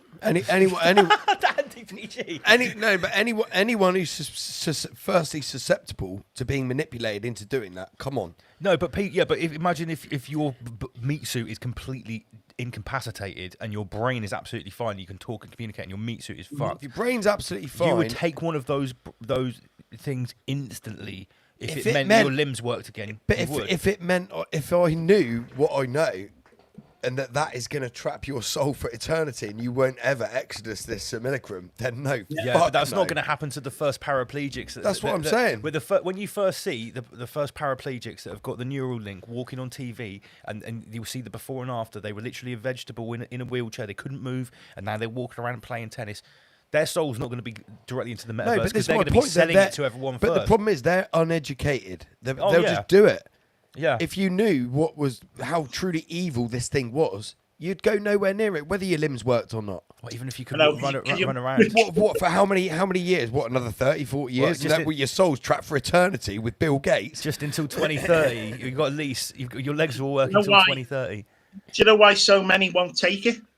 Go on. It'll fuck with the benefits. What, if you don't take it? No. if they do take it, all of a sudden. Oh, right, okay, yeah, you won't be able to claim your benefits. Yeah, you have to work. Yeah, you'll have to go back to work. You'll have to work, and you'll be assigned a communist job. But by then, there won't be any jobs.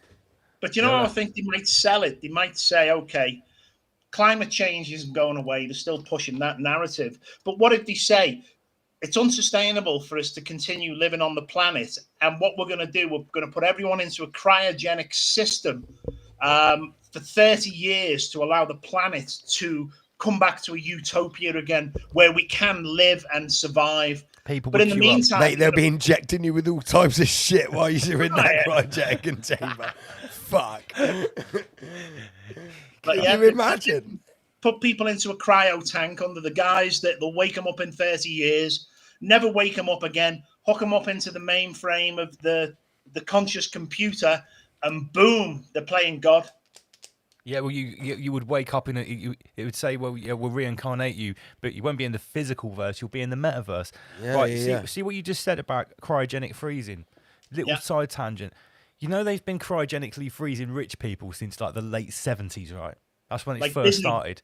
It got really big in the late 80s and 90s. It's sort of come off a bit now. But have you ever looked into what happened to like the people that first did it? No. So imagine back when it first happened, how expensive it was to cryogenically freeze yourself. Yeah. Some millionaires and even billionaires actually chose to die prematurely while they were still to be frozen cryogenically prematurely before their brain deteriorated. There's no point in being cryogenically frozen when you've already got dementia and you're already old and disabled. So people were getting cryogenically frozen, rich people a lot. Do you know what happened to most of them? What? Well, they just there was a power cut and fucking defrosted. They just turned into sludge, man. No shit. Yeah, because so the 70s, what we're talking like 50 years. Is this in the UK? No, in America. It was obviously big in America. But now they're saying that, well, this is what, because obviously the technology back then, they had no idea whether it was going to work or not. Mate, people deserve everything they get. Imagine that, honesty, you're like a 55-year-old multi-millionaire, and some slick salesman has come to you and sold you a cryogenically frozen package. We'll wake you with up, a shot of snake oil. We'll wake up in the year 2050. There'll be flying cars, etc., etc., and you've actually ended your life soon, so you can wake up and still be quite young. Absolutely. And you've just turned into sludge in some basement when they forgot to like pay the bill. Yeah. Shout out to our renegade affiliates, Sheep Farm. They're in the chat here. Oh, big shout out to Sheep Farm. Big shout out to Dom and Chris. So, okay, we're still on the subject of Greta. No, we're on Russell Brand. Yeah, but this is Russell Brand talking about fucking Greta. Pied Piper. Yeah, so the purple cul-de-sac merchant, just like I once was, paraded as a poster for Boy for Decadence. Oh, we should have put that in the upgrade. Cul-de-sac merchant. Yeah, he is a We should have done that, yeah. The purple pill salesman. The system loves its puppets until they wake up. This is too ironic for me. Yeah. I know it's clown work. How anyone can take Russell Brand seriously once he went Hollywood? I mean, I hated the fucking prick after he. No, I mean he speaks what he's like Nigel Farage. During COVID, he was COVID. he was saying everything everyone wanted to hear. Yeah, but isn't that funny? But like I remember, was it Andrew Sachs, the guy that played Manuel out of Fawlty Towers? That's it. Yeah. I think he that went was well on, bad. I remember back when going a long time ago, I was back in England, and they actually called him up on the radio. He was on the radio, yeah. He was that fucking fat tongue twat who fucking Jonathan was. That's the cunt. Anyway, was he? He went on his show and they called him up saying how he shagged his granddaughter or something like that. And like, I mean, an 80-year-old man, yeah, man, a veteran of UK television, an 80-year-old man. That was well bad. Manuel never said anything racist. He never hurt anyone, man. No, yeah, he didn't deserve. He never that. hurt anyone. No, let's face it. He was taking a slap from Russell Brand was always a crunt. He's a proper crunt, mate. He's not a nice person. I mean, like for years I've hated him, and when he comes out, he's a greasy smackhead. He is, yeah. I mean, like. If we say how it is, he's a greasy smacker. Yeah, basically, he's just a smelly twat. Basically. Right. Okay. So. And just on the final note of Russell Brand, if like he's a self-obsessed like sex addict, just all that kind of shit. Can you imagine the type of shit Epstein and Mossad have got on him? Yeah, rather than everyone else. He probably disgusted them. He's like, oh, Yeah. this is even too bad. Yeah, right? yeah. Right, back to Greta. There's Yuri Geller. You know he's a bender. Yeah, spoon bender. Mate, I thought this was amazing. I thought this was unbelievable because for people that don't know, Yuri Geller, right? People know him for bending spoons on TV, but there's actually much more to this guy, and anyone can research it. It's absolutely true. He did work for Mossad. He was also employed by all of the top oil prospectors in the world because they believed, the top billionaire companies believed that he had the ability to find oil with his mind. What a magician. Yeah. Now, any football fans will remember when England were going to the World Cup, and this Yuri Geller was holding a football and trying to collectively bring the thought process to everyone that England were going to win the World Cup, and they didn't, as per usual. But, you know, there you go. It just proves his abilities. Yeah, he was much better at bending spoons. But I just thought this was actually hilarious that that obviously he's an Israeli, Yuri Geller. Yeah. He has used his psychic powers to break the navigation tools on Greta Thunberg's Gaza flotilla ship, the Madeleine, and warned that he would stop her if she comes to harm Israel. This is just really, really she bizarre. comes to harm Israel. She was bringing flour. Yeah, she's bringing food. but giving food She wasn't to, ever to going to Palestinians is harming Israel, isn't it? You know what I She mean? wasn't ever going to get anywhere near Israel. Well, say it with its proper speaking of Israel, pronunciation here. She wasn't ever going to get anywhere near there. Go on, was she? Chris. Let's be honest. Yeah, no, did you see that they attacked Iran last night, and now the British forces and the US Air Forces are all coming together? It kind of reads that we're ready to maybe start World War III at the moment. Yeah, everyone thought it was going to be Russia. Last week, World War III was Russia.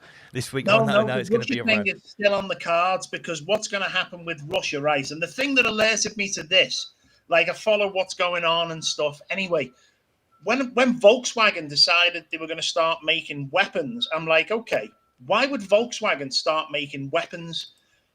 And it's the fact that the likelihood is that Russia are going to invade Germany, and there's going to be another war within Europe again. And it's all to do with long-range missiles. Now, this new chancellor's gone into Germany. The previous chancellor didn't want to supply long-range missiles to the Ukraine, but the new guy has, which means now the Ukraine can strike right into Russia. And Russia have said, if you strike us with these long-range missiles, we know where they've come from. It's a declaration of war. And Volkswagen are there making weapons in preemptive. Oh, shit, I didn't know this. I didn't know about Volkswagen. It's fucked up, man. It really is. I'd heard about the missiles, but I didn't know that Volkswagen were involved. Yeah, I mean, when a big corporation that is losing money hand over fist because they're not selling enough cars, because the same people that fund them are crashing the economy, then say, okay, it's time to start making weapons. You know, you start looking at the stock of all these companies, they're starting to pick up because they're now starting to fund and prepare the military-industrial complex to go into World War III. And it's the most likely scenario is the ability of the Ukraine to spark Russia going into Germany.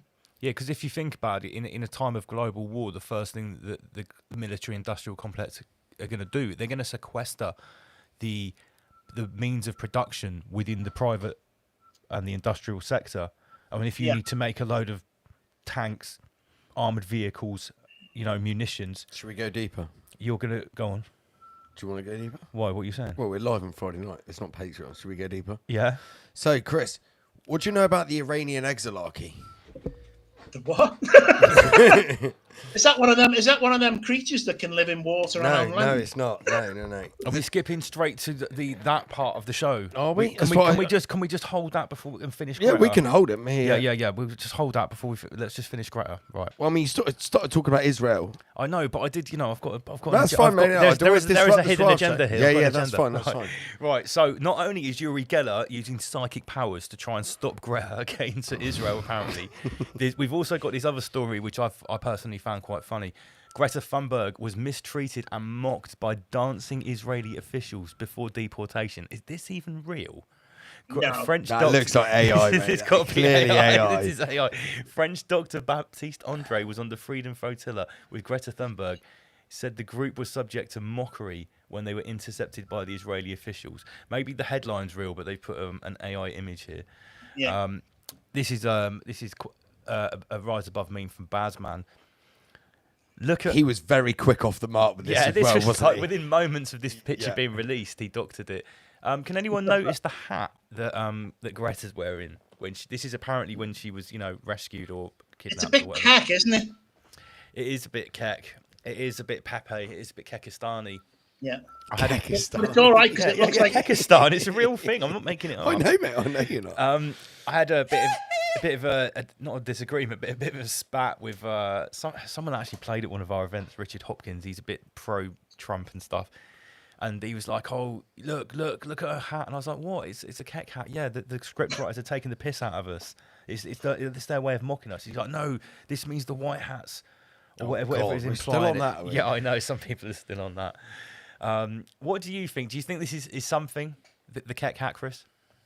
Oh, all the Q people will be saying it's a sign. Oh, yes, this is a sign that they're going to be rescued. And wouldn't you, if you were a social engineer with an agenda and you wanted to try and steer the Q-tards, wouldn't you plant shit like this?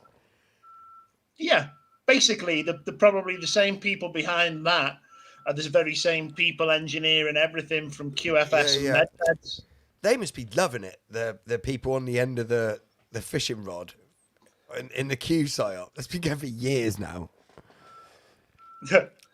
The funny thing about it is, it's like I think the greatest thing about it is they say, yeah, it's actually the American military. Yeah, definitely. Yeah. It's definitely an American military psyop against the people. The fucking Israeli military. Yeah. Which military?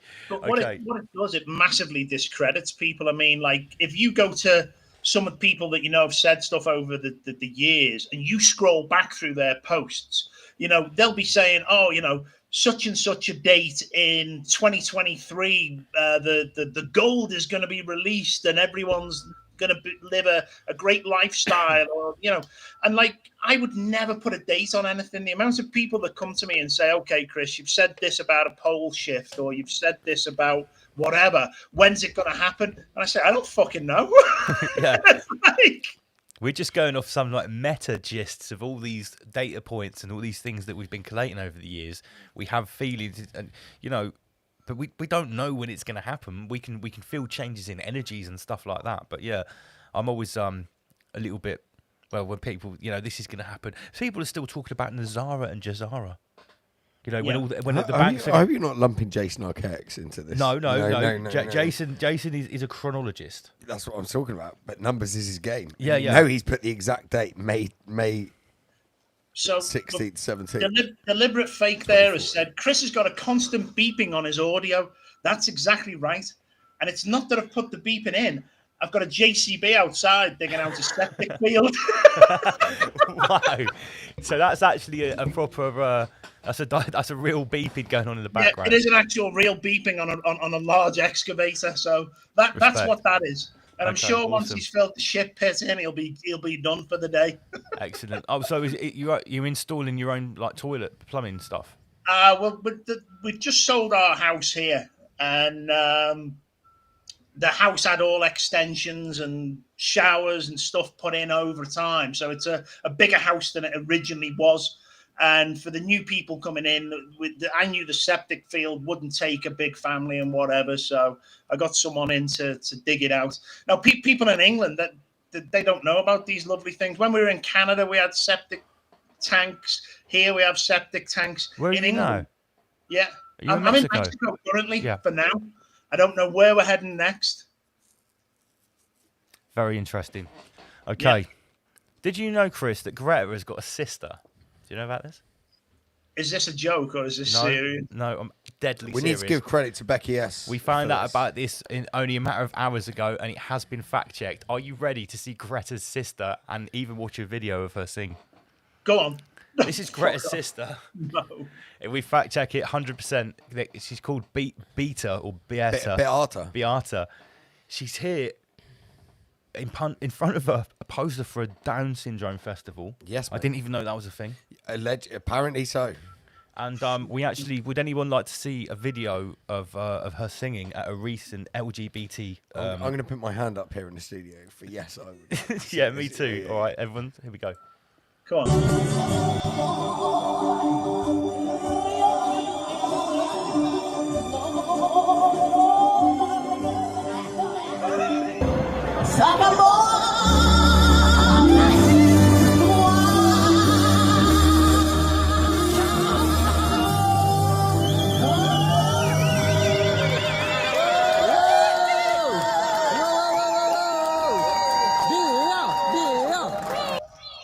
Wow.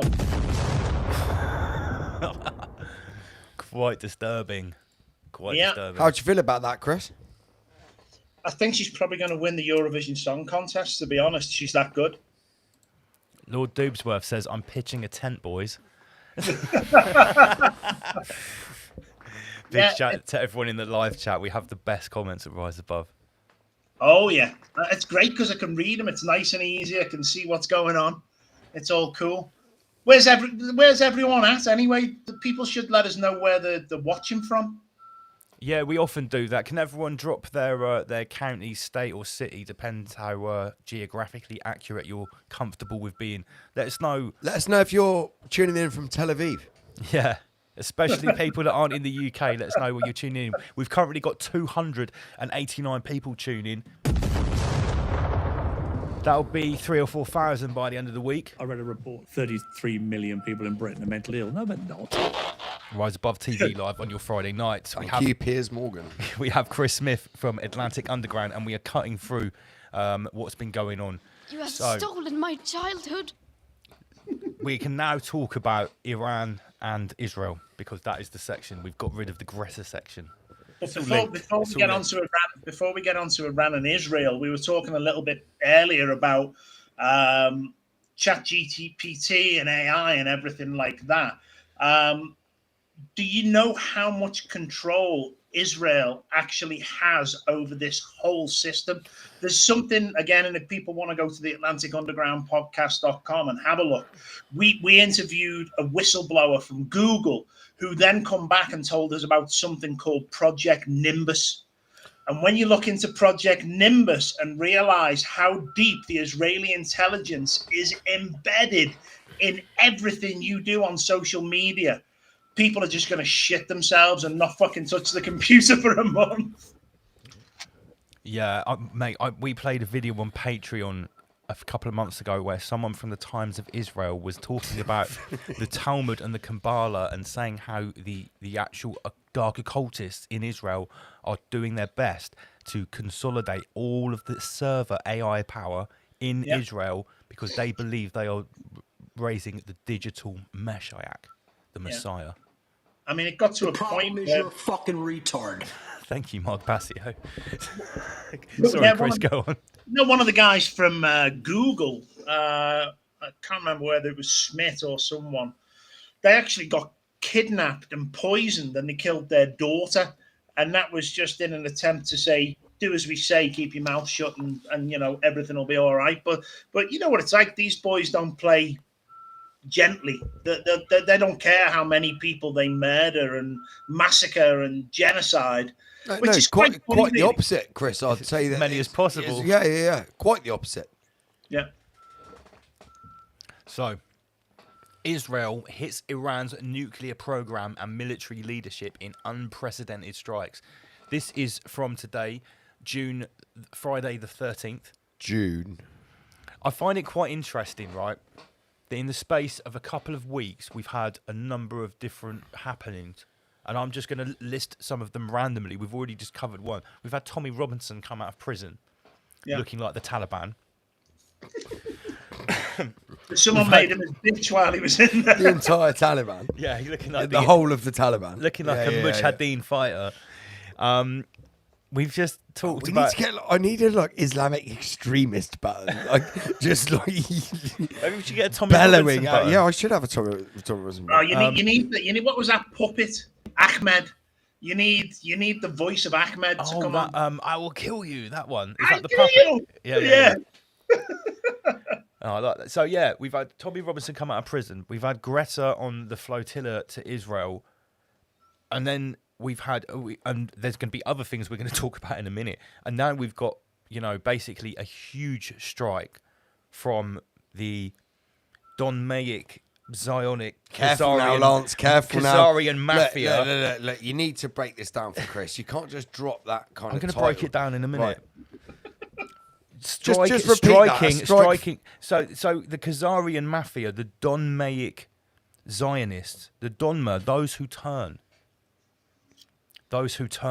have struck the sons of Shem. This is what I've written down on the board here. This is the title, because obviously many people say that clearly racist. Those Zionists in Israel, they're not really Semites. They're actually Khazarian. They're from Eastern Europe. There's way more to this. They're from the steppes of the Caucasus Mountains, right? We need to get the board on the screen. Hold now, on. you know the story behind that. The Khazarians were brutal, ruthless killers, and it was affecting trade and people trying to get into Russia.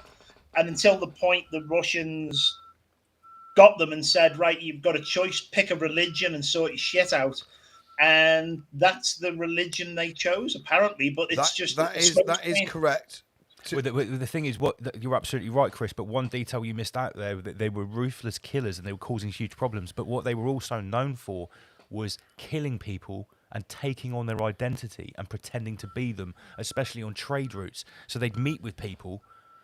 They would be able to speak their languages because they were multilingual. They would kill them, dress like them, steal all their stuff, and then go and do it to the next people and accumulate things. So they're known for disguising themselves as other people. So the year 800, King Bulan of the Khazarians was forced to either choose. He had Christians on the one side and he had the Ottoman Empire on the other side. Islam. But instead he chose to Judaism. Because then he wouldn't have to fight. He could, they could be neutral. Yeah. And then whether they actually converted is a whole different discussion. But they chose to do that. But then if we fast forward 866 years to the year 1666, Shabbatai Zevi in this very satanic, inverted Jewish cult, the Sabbateans, were basically said by the Jewish exilarchy, you are far too satanic. You're claiming to be the Messiah. You're doing, you're feasting when you should be child fasting. sacrifice. You're sacrificing children. You can't do this anymore. You have to choose a religious. This is not accepted. So they chose Islam. Yeah, and that became the Donma, those who turn. So this is a very interesting situation in the Middle East. We've identified what it would appear to be. We're just speculating here, but what we've identified is a multi-layered religious and ideological warfare between ancient cults, which are under a black cube umbrella. Yeah, from all the same religion, but they are warring factions within the same cult. But the difference is, the Iranian exilarchy is where the true Jewish power has always come from. Everyone thinks Jews, Israel, and the Khazarian, they're not. Right, they're fake Jews. They're not Jews at all. They're these weirdos that they're posing as Jews. Yeah. Then you've got. I don't know if you're aware of a character, Chris, called Rabbi Shmuley. He's called Shmuley Bowtie. Yeah, he's a agitator. Which we've identified. We always check in on him because he's a character, but he's actually a Persian Jew, right, which means he's an Iranian Jew. And we've identified him as what he actually goes around doing is trying to, because it would appear that he's just another Khazarian Jew, from Eastern Europe. Well, he's not, but he goes around acting so heinously disgusting that he's actually making people hate Jews in general. He's going around trying to fight anti-Semitism while also causing the maximum amount of anti-Semitism by people's reaction to him. Because of the way he comes across. And you would naturally think, because he's way pro-Israel and stuff, Iran is not pro-Israel. The Iranian exile, they are absolutely at war with Israel. That's correct. And I believe that Rabbi Shmuley is working for the Iranian exilarchy as a Persian Jew. His father was a prominent Persian Jew. And he made a lot of money in real estate and is very respected. I think Rabbi Shmuley's actual job is to turn people against the European Jews, in turn the Israeli Jews, because let's be honest, most of them are European, they're not Semites. That's what we've identified. So this is you've got Iranian Jews posing as Muslims. Who are actually controlling and then Lance, just speak a bit on true Aryanism. Yeah, because this is another angle. Is that it's very confusing, so you've got to stay with it. I'm with it. A lot of people, when they hear the word Aryan, they think that means blonde hair and blue eyes only. But someone like Andy, for instance, right?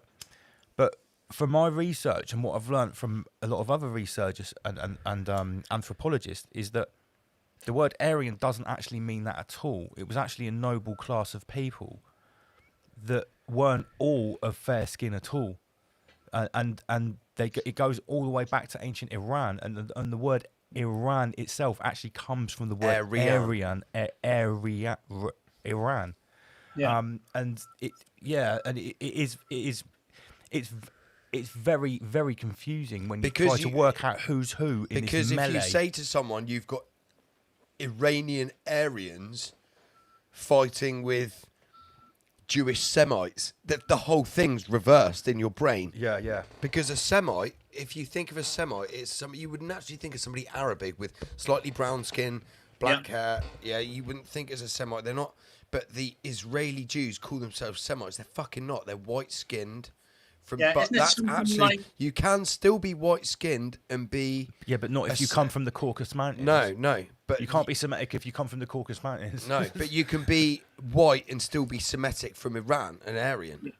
Isn't it something like 2% of all Israelis have a bloodline to the Semites? Yeah, 97.5% of Israelis are of Ashkenazim, allegedly Khazarian blood, which many people say has nothing to do with the Middle East. They were converts from Eastern Europe.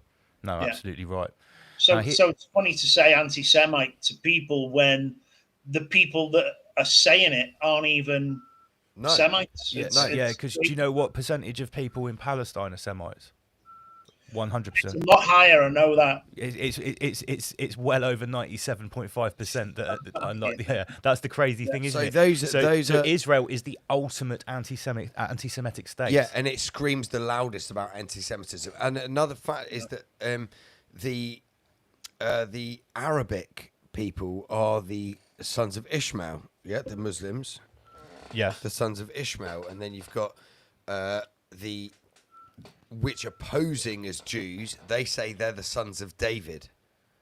It all gets very confusing. Yeah. But one thing I do know is that what happened in the last couple of days is very significant, because if this is true, they've basically the Khazarian Donmaic mafia have managed to wipe out quite a glut of the Exarchy commanders. Sons of Shem. Yeah, the Sons of Shem have really suffered. They're called the Islamic Revolutionary Guard Corps, IRGC. They've got Major Hossein Salami. It sounds like a cross between like some edible sausage. Like an Italian sandwich. And yeah, it's like when you eat something really good and you say that's some Major Salami. Yeah, that's Michael. General Hossein Salami was taken out. So this is no small strike. It's quite significant, and obviously, World War 33 is now going to be taken to the next level by the looks of it. And the problem is, no other way to say it, really. Everyone knows Israel's got nukes.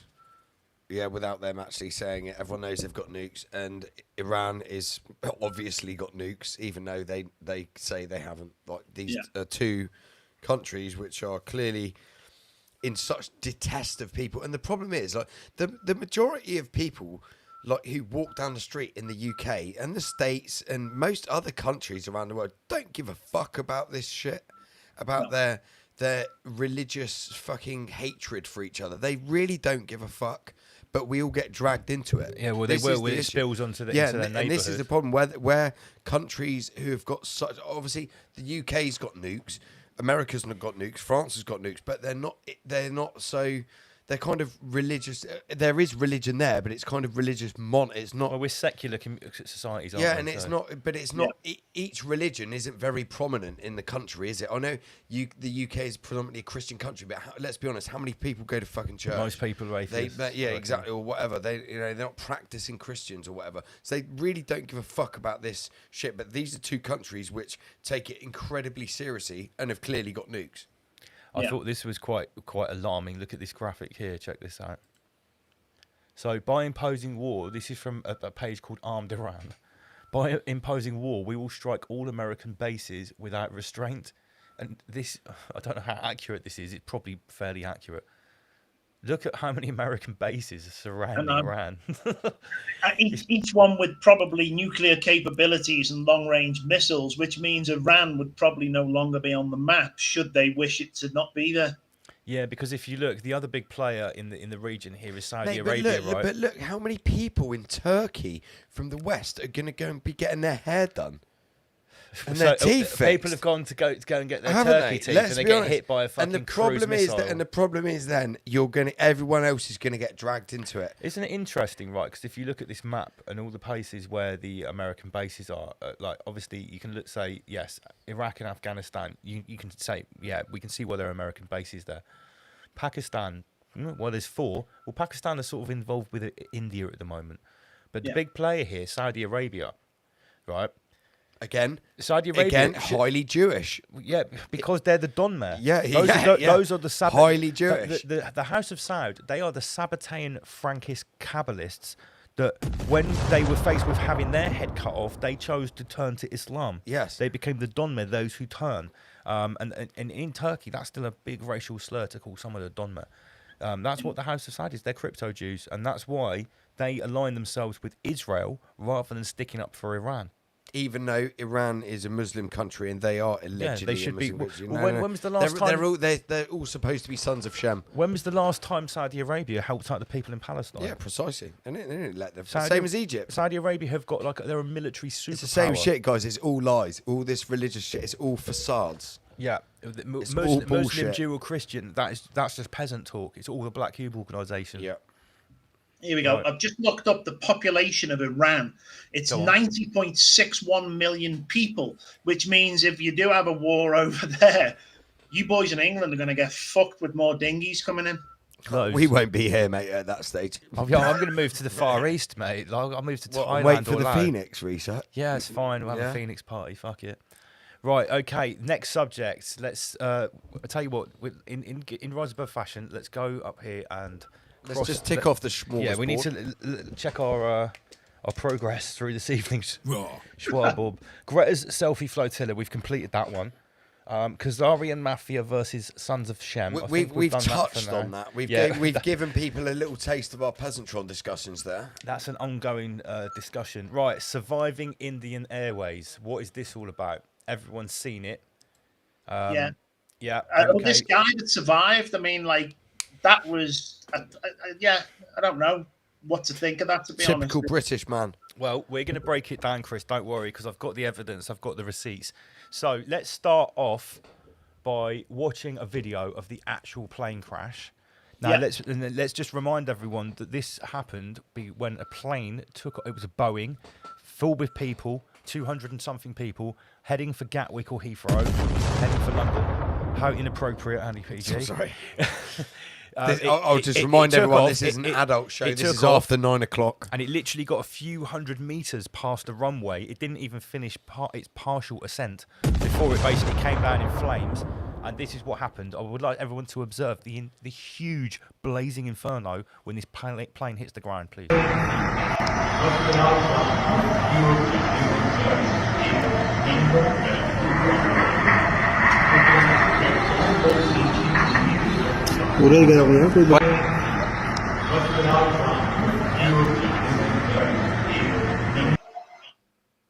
As we can all see, that is a huge explosion, fireball. I don't get it. Have more burns on him. I don't get in the world. Well, I don't want to ruin. I don't know how you've got receipts. We have. Do you want to see my next receipt? Well, I don't want to. So this is the guy that survived. Chris just said you think he had more burns in him. From what I heard, I actually heard him speak. He gave an interview from his hospital bed, and he said that he managed to get out of the plane. It broke in half. He was sitting where there was a little bit more leg room, and that's where the plane broke.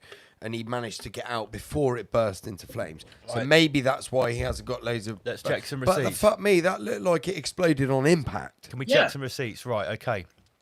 So this is a picture, because no one... Obviously, you see the fireball. Everyone died, apart from this guy. Right, so here's some receipts. This is a picture, apparently, of his boarding pass. This has been released. It's everywhere. He sat in seat 11A. Yeah. Right. Now, does anybody remember the Final Destination movies? Yeah, mate. Yeah. Do you remember how it started? Oh, hold on, Andy PG. Right, so the series of movies starts by some young, good-looking Hollywood types getting on a plane, and one of them has a vision of the plane crashing, and he gets off the plane, and that ensues a whole chain of events where death catches up with them. Guess what seat the guy in the Final Destination movie sat in? Yes, seat 11A. Flight 180. Now, first question to ask, is seat 11A always the seat in front of the emergency exit in this type of Boeing plane? I didn't hear that they said it was in front of emergency exit. All I heard was the seat he was in had a bit more extra leg room, and that's where the plane broke. They didn't mention to me what I heard on the news, on the radio. They didn't actually mention that there was... Let's see. Well, the sole survivor of the crash, who is a British national of Indian origin, is in the... Why have we got an echo? Did you hear that echo? Through our microphone. I'm good this end. It's clear to me. Okay. I mean, she's in speaking the civil perfect hospital English. of Meghalinagar, Ahmedabad.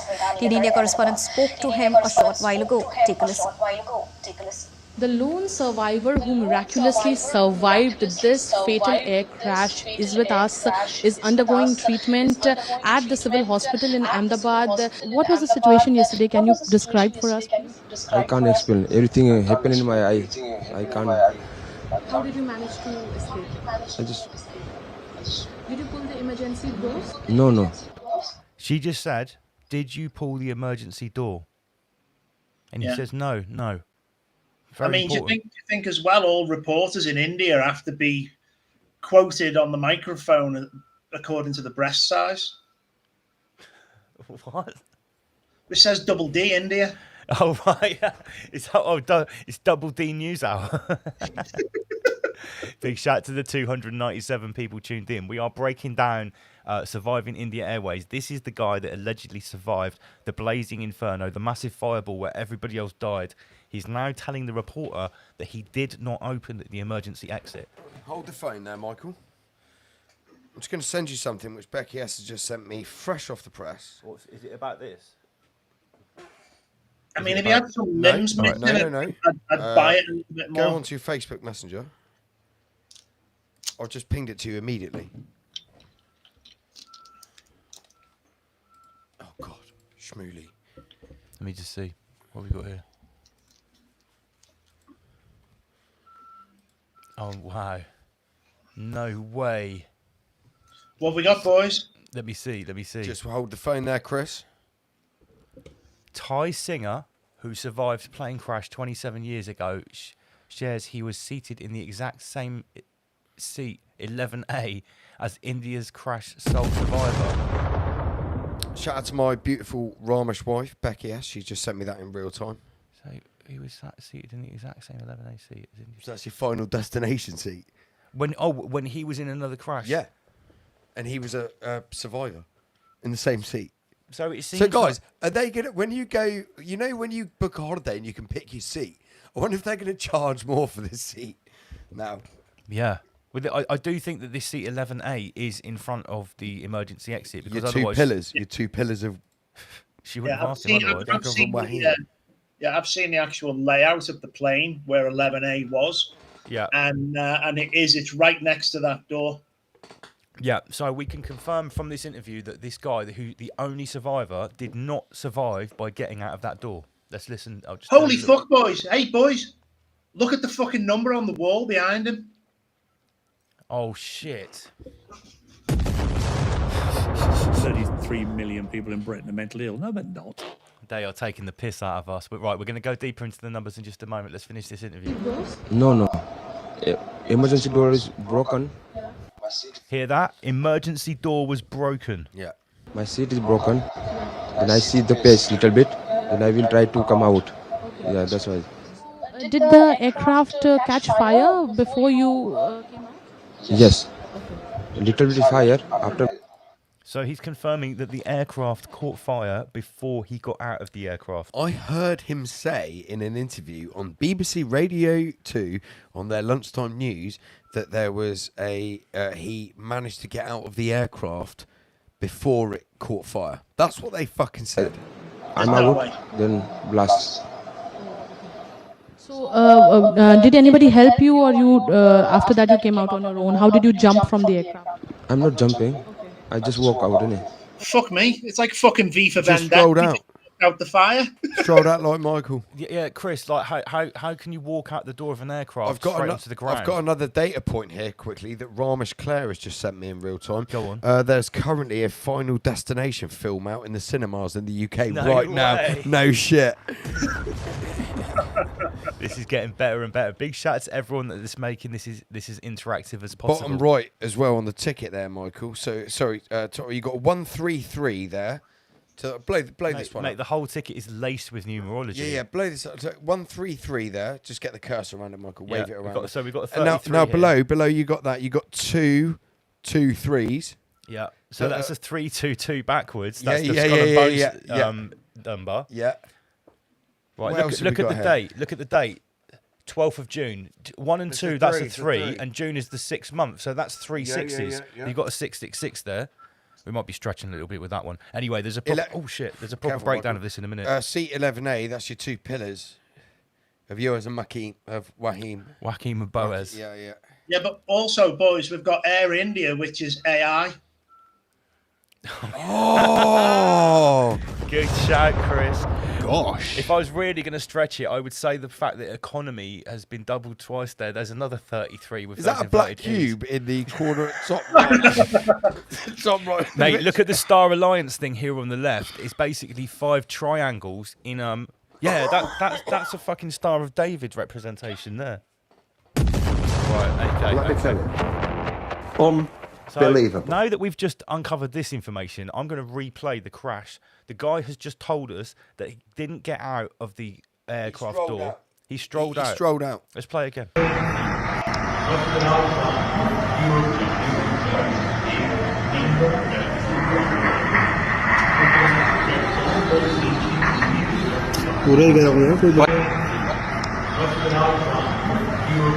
No one survived that. No, not at all.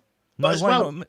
do you boys remember the stock of Boeing going down a couple of years back? It might have even been about a year ago, because it was proven that they could remote control fly these planes. And there was big problems. And I don't know, was the problems with the fucking doors falling off as well? Yeah, it seems like there's been an attack on Boeing, whether, you know, their planes are as shit as it seems, or there is some sabotage going on, who knows. But there definitely seems to be, whether it's an attack on the whole avian industry as a whole, or Boeing in particular as their figurehead, who knows. But yeah, this is definitely playing into it. I smell a Jewish rat somewhere about it. So here's a video of this guy walking away from that fireball. Come on.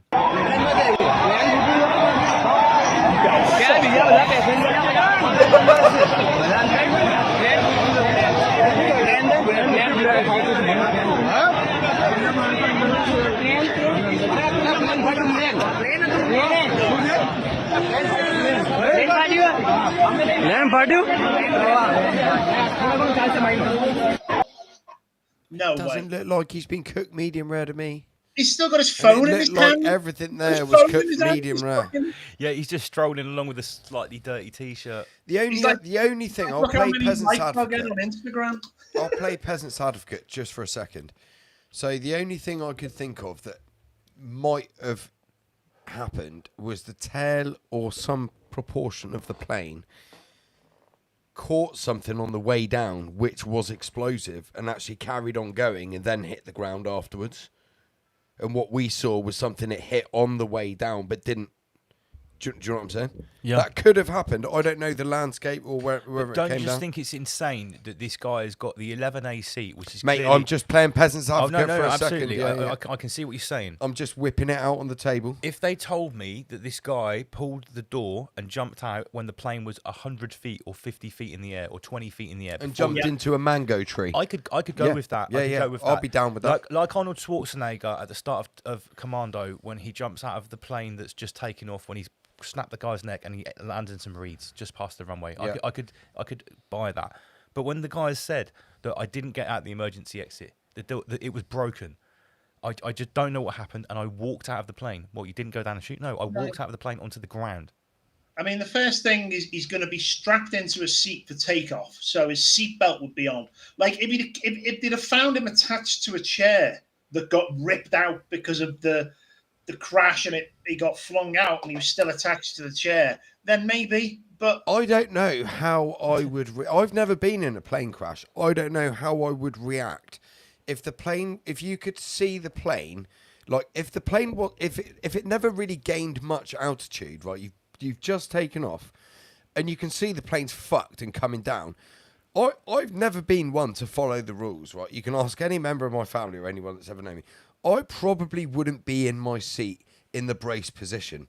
There's only 1 or 2, maybe 3 cabin crew, like normally women or gay men on the fucking thing, and the pilots are in the cockpit. Like everyone's probably more worried about saving their asses than worried about if there's someone here walking around the aisles. I would probably be the guy walking around the aisle, like maybe jumping up and down, waiting for the impact. And if I could see something else, I wouldn't be in my seat, buckled up. That's for sure. I wouldn't. That's where you're going to get all be mashed taking up, isn't I might as well just queue up for a fucking Soviet Union jab if I'm going to do that. I probably wouldn't be in the seat if I wasn't coming down from 40, 50, 60,000 feet, absolutely shitting myself. Like, because you'd have a very different experience, I think. If they were only a couple of hundred feet in the air. They said they only went up to 700 feet. Yeah. Right. Do you know what I'm saying? You wouldn't. I don't think you would have the. You wouldn't be in such terror from coming down at like such what height. was going on because they've only just taken off. Maybe matey got up to get something out of his bag, out of the overhead locker illegally, and we just happened to be out of his seat. It gets deeper. Look at this from GB News, not as a source I trust, but we look at all sources on Rise Above. It's the only way to do it. I wonder if anyone's looked into the shorting of the stock and who made money out of this. Yeah, good. Yeah. Who was doing big trades on Boeing stock just before this was happening? At the end of that, no doubt. That was the only way. Why C11A was different to all others, as British man miraculously survives the horror. Is this a quote? Is this something that he said, that C11A was just different to all the others? Are they trying to imply that he specially chose this seat? That this is ritualistic all over, because it's just so bizarre. This 11A thing, and also 11A is actually a representation of 111, which is 3. It is, yeah. Okay, let's go deeper with the numbers. Big shout out to Sven, who's actually the Sven is to do with Flat Earth Social. So if you're acquainted with numerology and the significance thereof, then this will send a shiver down your spine. Air India flight 171 basically reduces to 9. So do the gematria on to get to 9. So that's 666. Right, that's 18. Then reduce it. Well, no, it's not. 1 and 8 is 9. Just adding the numbers. That's what I'm saying. So, that's what I'm saying. 666 reduces to 9 in gematria. I'm saying that's a completely separate side note. Right. So right from the off, we've got a geometric version, like reduction of 666. Okay, so the survivor, Jizwash Kumar Ramesh. Fuck off! You're not having a name. Jizwash. Mate, Chris, I almost went totally over the top of that. I didn't even notice. Kumar Ramesh. Oh my God. Ramesh. Yeah. So is the middle name actually Kumar rather than Kumar? Jizwash Kumar Ramesh. Wow, I need to get another drink. Can you just carry on with these numbers? No, Lance, you clearly present this slide. You get me another fat. You can present this Jewish numerology. So this is actually English gematria. So the survivor, his name in English gematria is 1422, according to Sven, 1 plus 4 plus 2 plus 2 equals 9 again. C11A. So 11 is a 1 and another 1, and A represents 1 because it's the first letter of the alphabet. So then you've got boys, 3. If you look at the name on the ticket, it's actually VIS. Does that fuck with the numbers using JIS? Because the name on that is different to the ticket. Well done. You've spotted something there. Is it like J and Y can be interchangeable in some names? But I don't know enough about gematria to know if that matters or not. Maybe it does. I don't know. Maybe he just got a spelling mistake up here. I'm not sure. Right. So yeah, you get 3 there. The e-ticket, when you add up all the numbers from the e-ticket, which is 0982 blah blah blah, that comes to 66. Yeah. The baggage number is 0133. So you've got a classic 33 in there, and there's 2 lots of the baggage number, which also adds up to 66 233s. There is no reduction on master numbers like 11, 22, 33, etc. for those who don't know. And if the passport number on the flight manifest is also to be believed, it also adds up to 33. So have we had any footage of the crash site afterwards? Because that would tell a big tale of what it, the actual devastation, and prove that guy didn't just walk out of it. Yeah, we need to see, what state the pieces of the plane were in afterwards to sort of assess whether that is physically possible or not. No, that's a really good shout, I think. Also, another 33 in the mix. The first fire truck on the scene. Did you see the 33 on that police van in Liverpool the other day that drove, and where the car drove through the crowd?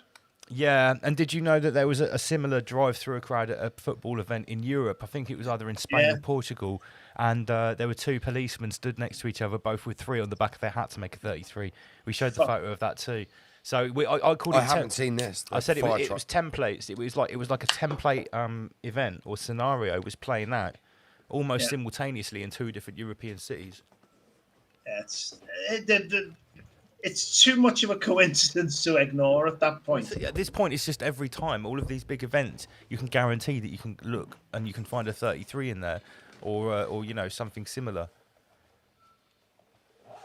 So while all this is going on, we've got the India crash, and I think they're also making a very big thing about this India crash, that there were a lot of Brits on there, British Indians, right? And I didn't look very fucking British to me. And I think to myself, there's this big conversation at the moment about the British-India trade deal, about the national insurance payments. A lot of people in the UK are upset about it, that these Indian people are going to come over and be able to compete for jobs a lot better because the employers won't have to pay the national insurance, etc. And I'm just thinking, this is a real tearjerker. This flight was bound for London. It's I've obviously got my tinfoil hat on when I'm saying this, but it seems a little bit coincidental, right, when we've got this big controversial India trade deal. There's a big tear-jerking event. Chris, briefly earlier you mentioned the stocks and shares and stuff. I wonder if it'd be interested to see who sold their stocks and shares. Yeah, shorted the market. Like 24 or 48 hours before all of this. I wonder if there was a high influx. So maybe the aeroplane was doubly insured by Larry Silverstein. Yeah, absolutely. So we've got the big event, the Indian Airlines. We've got the Greta flotilla, Iran. All of this is happening. Do you know what else is happening? Yeah, probably Netflix are making a fucking movie about it.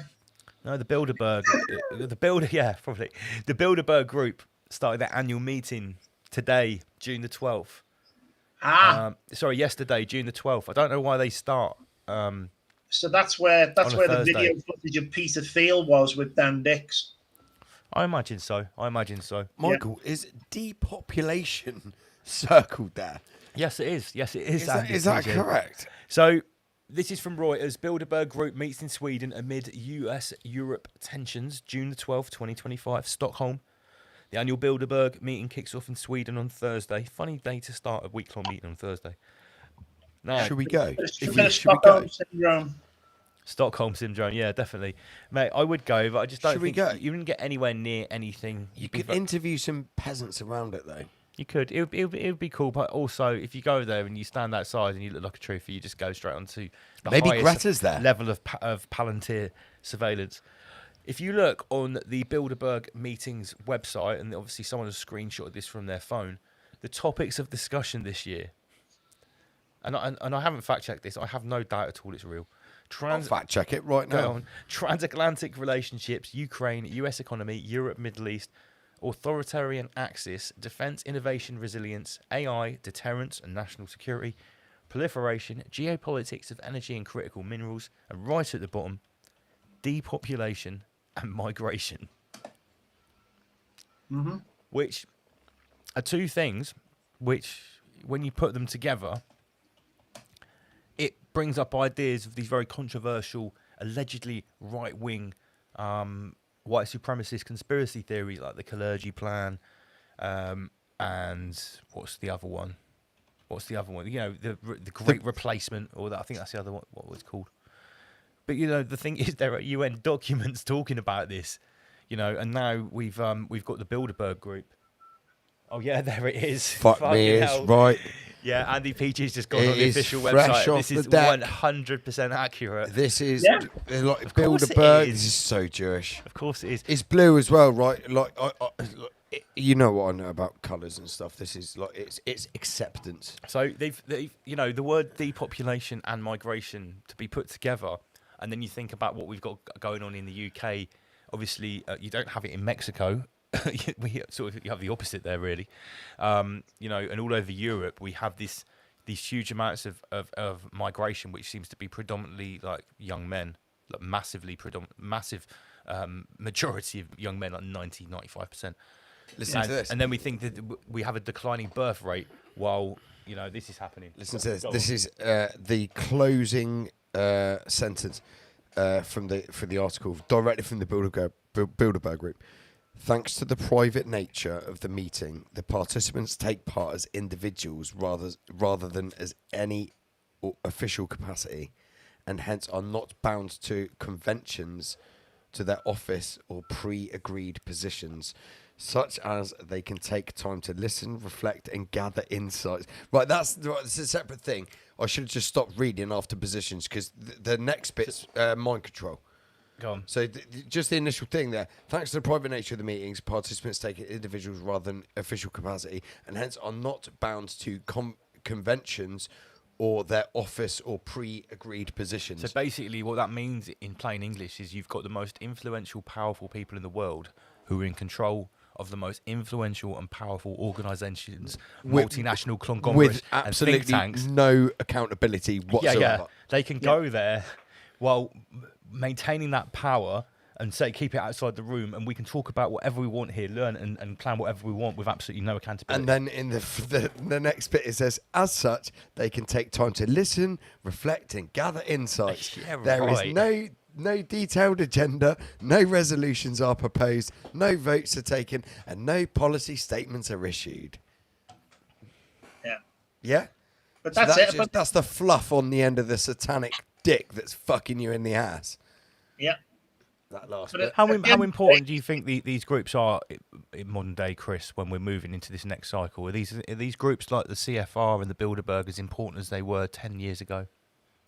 No, I think it's a fucking Trojan horse, to be honest. I think they just come together for a big fucking hoorah, put things out like this about depopulation and have people think, yeah, these are a bunch of bastards, which they are a bunch of bastards. But these aren't the bunch of bastards doing it to us. These are the very people who have been allowed to have the lifestyles that they've got because they're prepared to be the punching bag, the ones that get shouted at, the same as politicians. Yeah. You know, okay, you're on a salary of $3 million a year with a $5 million bonus. They're a every year. higher tier. Yeah. They're in a higher tier than your general politician like Queer Stalin or your Tony Blair or people like. Maybe saying that actually, maybe Tony Blair has progressed from the politician to the higher tier. You know, but I get what you're saying, Chris. It's all ritual. It's all dark and satanic. You know, at the end of the day, it's almost like a public offering. They say these people, okay, you know, are all these heads of this and heads of that are going to be at Bilderberg.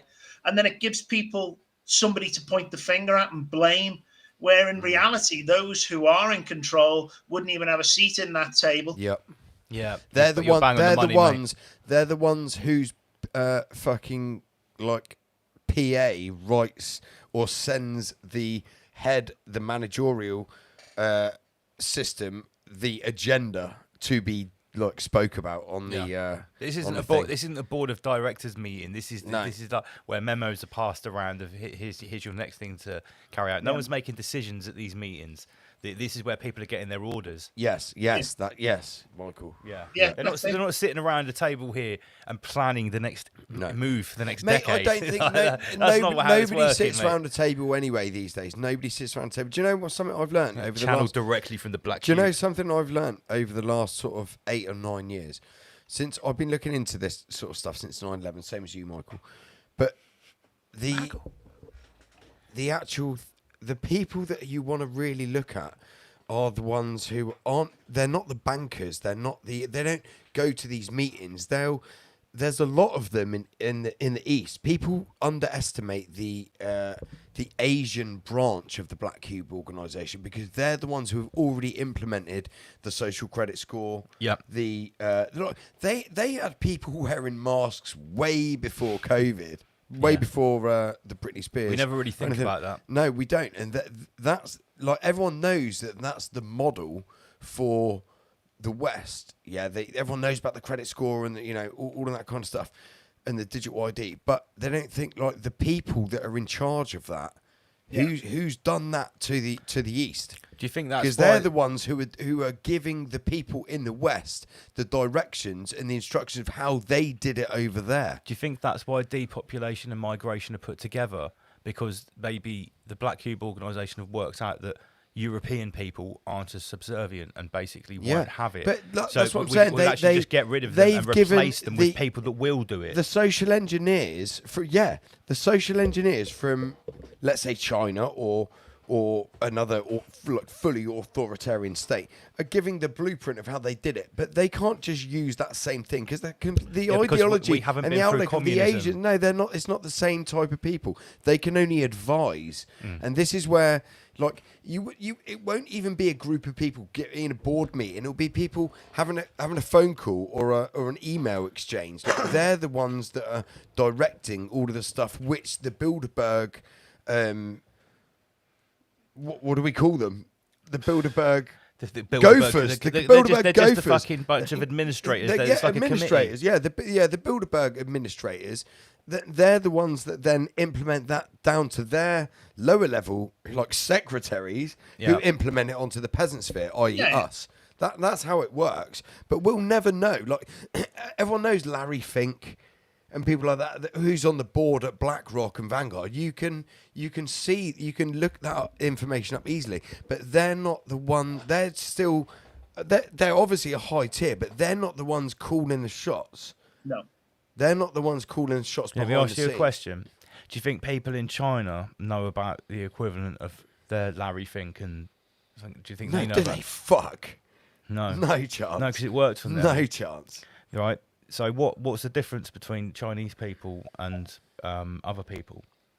They're more subservient. Why? And they're more rigid and they're more... They're the only people that communism worked on.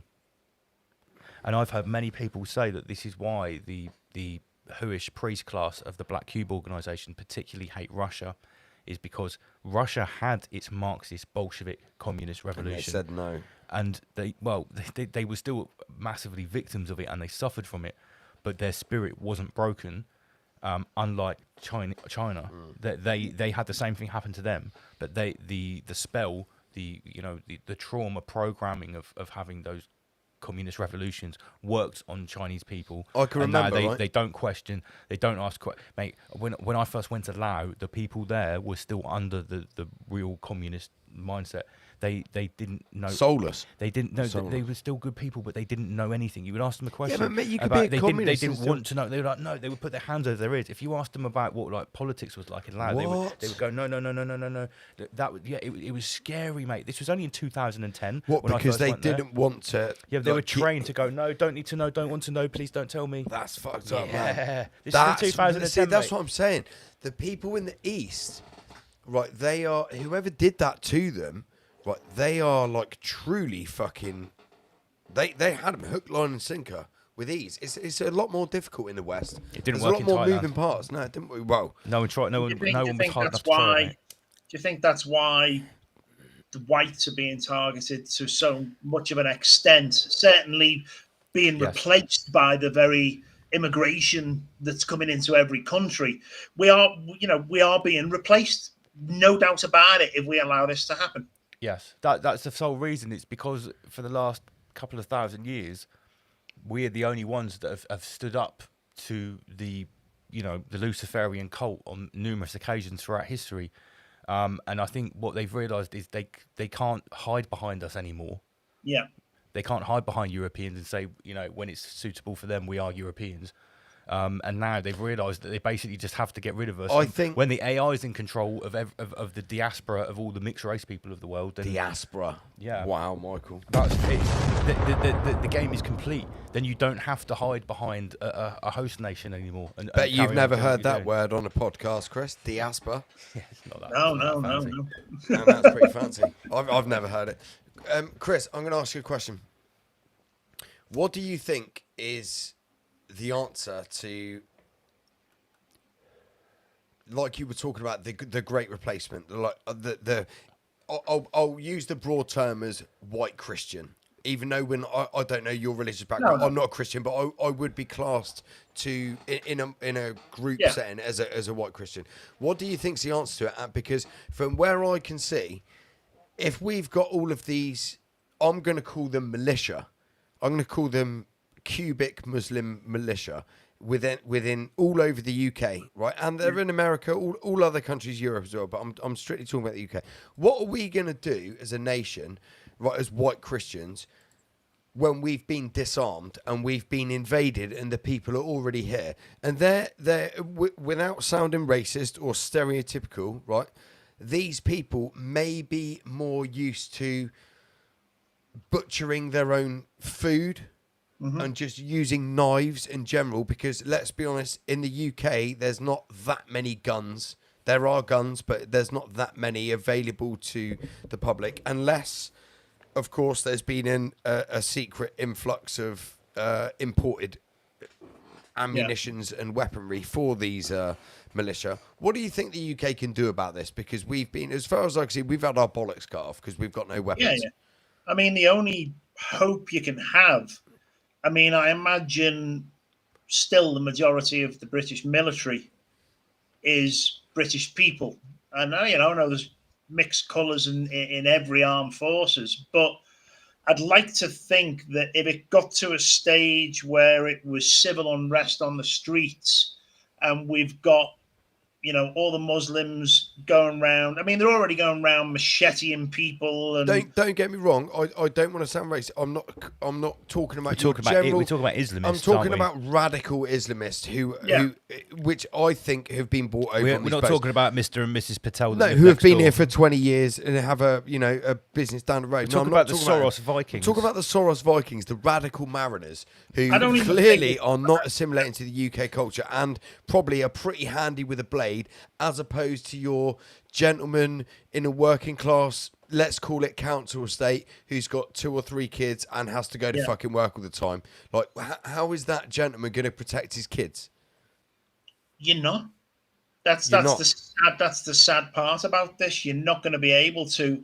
And one of the big things that we've tried to do where I am in Mexico, obviously, I'm very much a minority here. As people will become the minority in the UK, is to form solid communities that understand how to survive the problems that we face, come together, work together, have plans for scenarios that could unfold. First of all, people need to educate themselves on what's really going on in the world. And this is probably the biggest problem, because when the trouble lands on the doorstep of most people, it's already here. It's quite literally on the doorstep. Yeah. But most people don't even know that it's coming, because it's not on the news. It's not on their feed, what they get. But at the end of the day, people need to start finding their tribe, literally the people that they can stand next to in times of hardship and war and civil unrest and whatever it is that's going to go on. And make sure, if you live on an estate somewhere and you've got good people around you, make sure you know what's going on. Come together. Make sure that when the shit goes down, you at least have the opportunity to stand together. Because if people don't stand together, and this has been the whole reason of the divide and conquer campaigns that we've seen around the world, to break people up so there's no solidarity, whether it's religion, colour, sexual preferences, whatever. But at the end of the day, people need to set all this shit aside and stand together, because otherwise they're just going to be wiped out.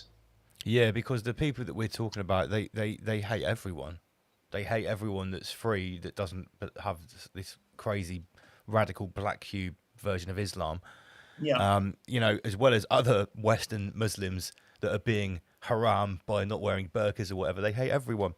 And I think it's very interesting because, wait a minute, we need to get back to these slides because we're falling behind. It's great that we're doing these tangents, but we have got other slides. So while all this is happening, we've at the Bilderberg meeting, depopulation and migration, everything else we've talked about. Just last week, this prevent duty training was released by the UK government, saying that if you think that Western culture is under threat from mass migration and a lack of integration by certain ethnic and cultural groups, you are an extreme right-wing terrorist. Not just a right-winger or a terrorist, an extreme right-wing terrorist. Yeah. You're lumped in with white ethno-nationalists and white supremacists. If you think that Western culture might start to fade if it is replaced by everybody else from everywhere else. Yeah. But I mean, this is the whole term, domestic terrorists. That seems to be something that's being bandied around a lot now, because they want to they want everybody to fear everybody else if they don't look the same, think the same, whatever. So everyone, can I just interject? I'm really sorry, Chris. Right? I can't find it online, right?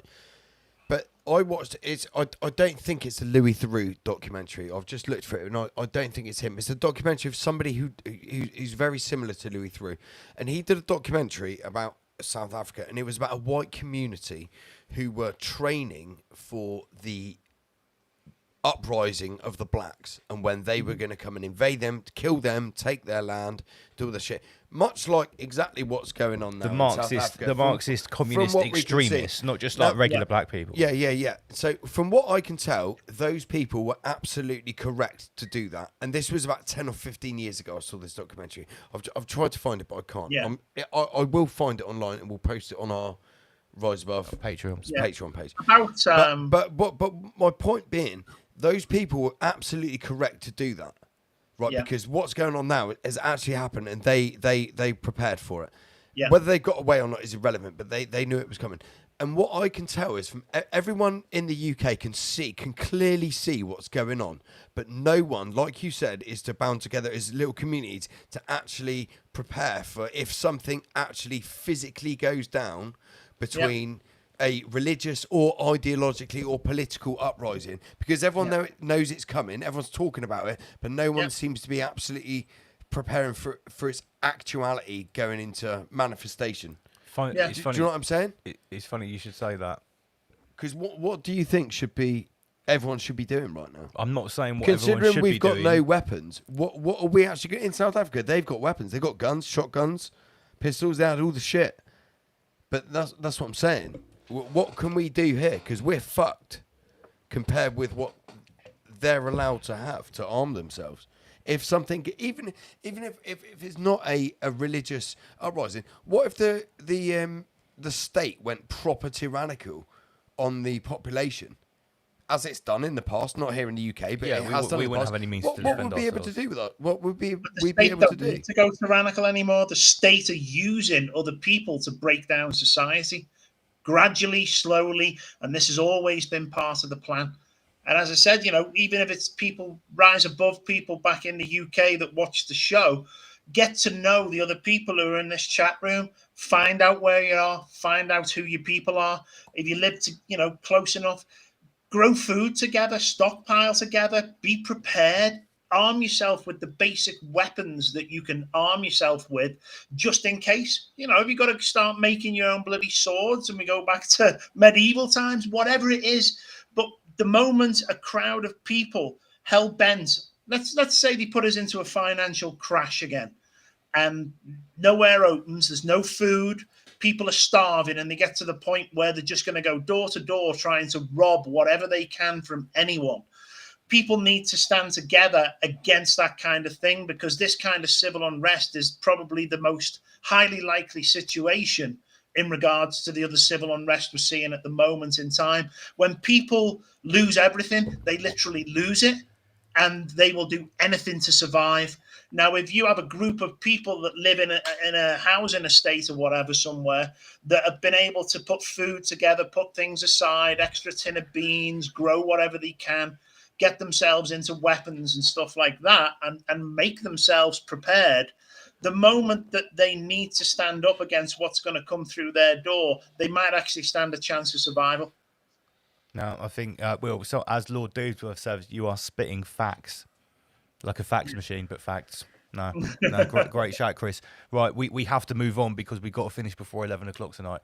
Right, so give us 2 minutes. I'm just going to take a piss and grab a smoke. No problem, mate. You take a 2-minute break. This is the beauty of a live show. I've sat here doing my own podcasts before, desperate for a fucking piss. But I'm just going to. It's okay. I'll play some adverts, Chris. We'll see you in a couple of minutes, mate.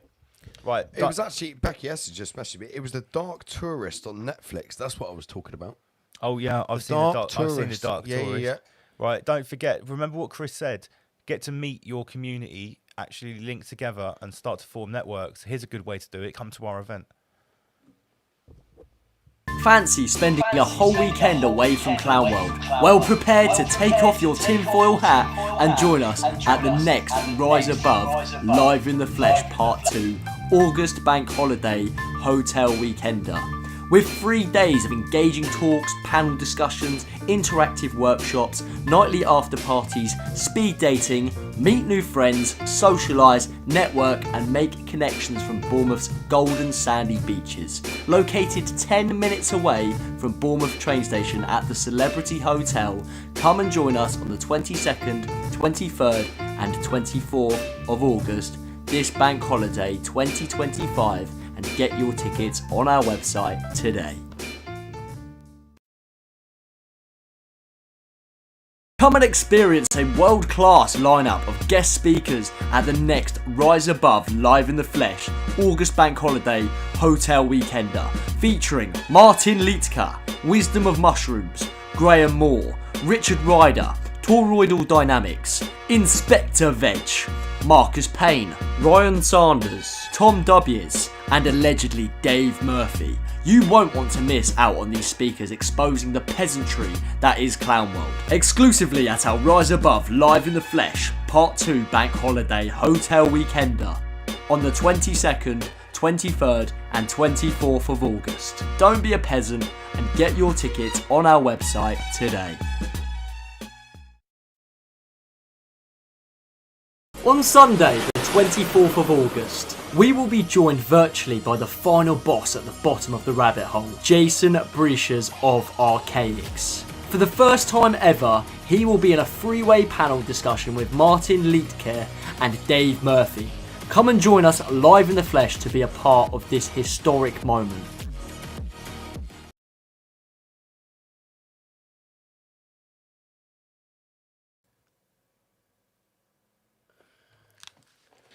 One, two, welcome back. Rise above, generate, rise above, extinguish fear, rise above. We apologise, there's some random echo.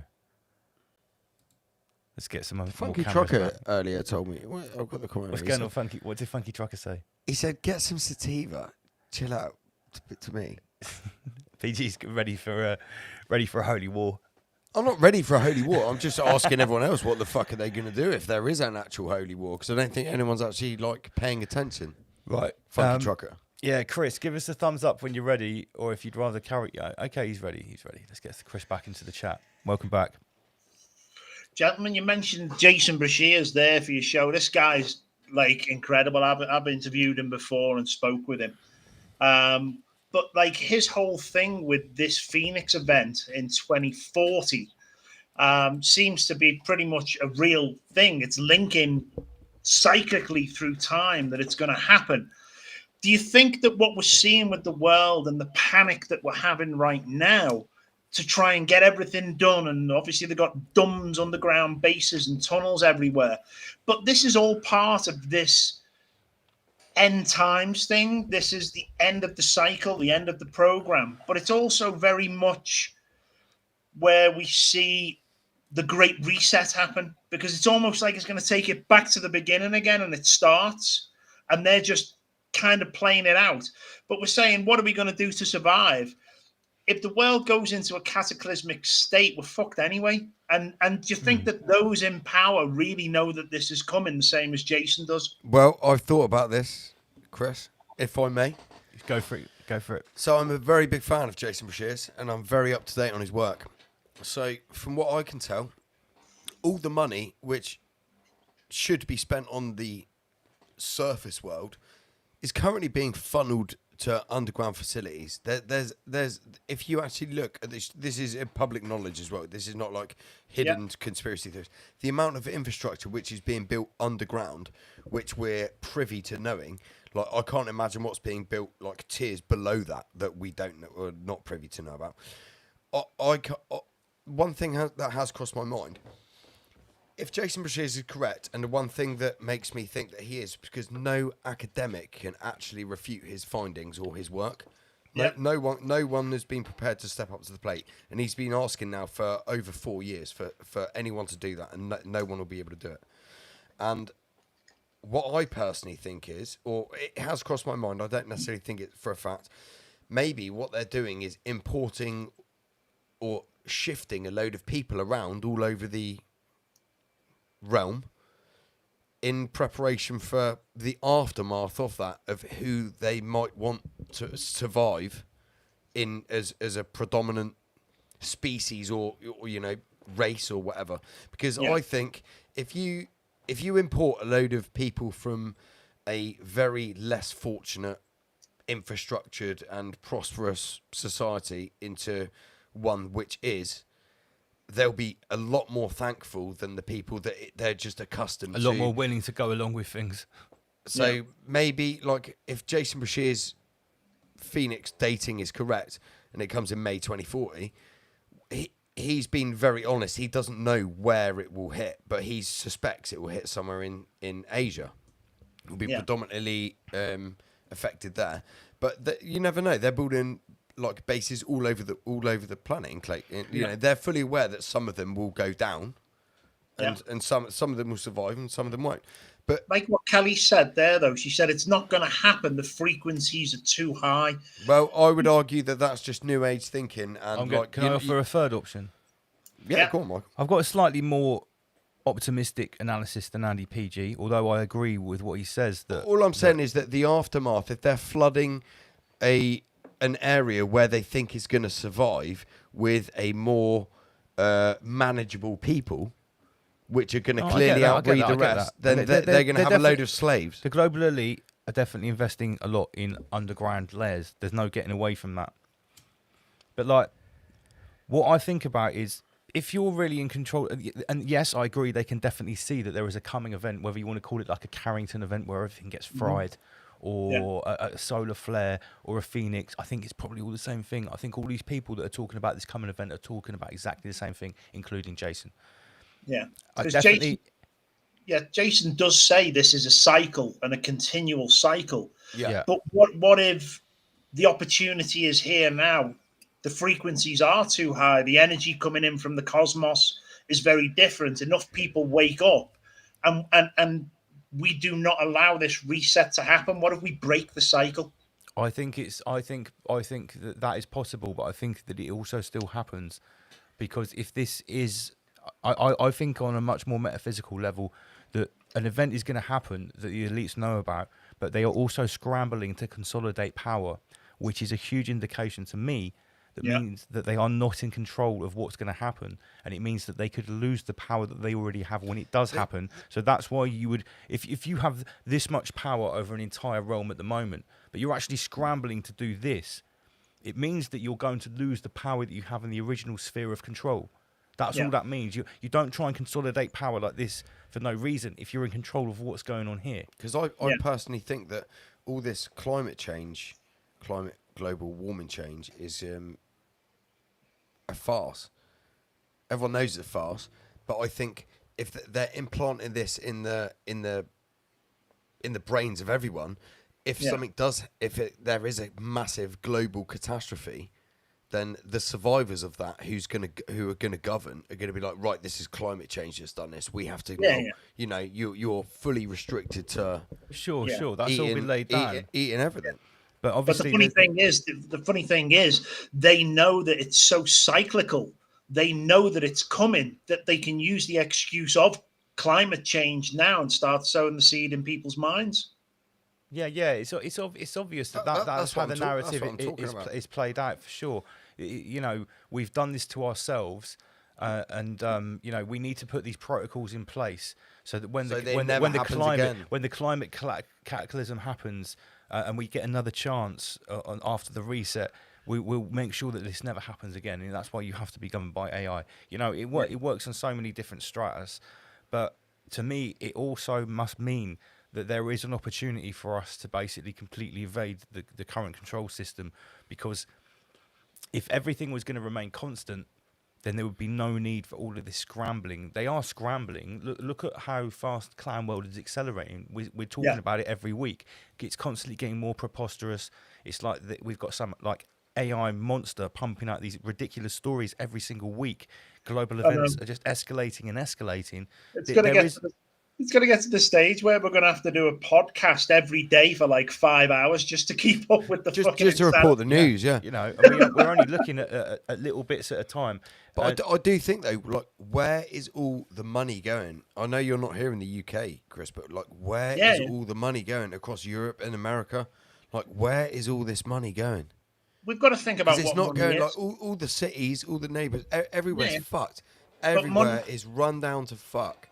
Money has been always that control mechanism of humanity, and we have got to a stage in our lifetime where we can't function without it, and most people wouldn't know how to function without it.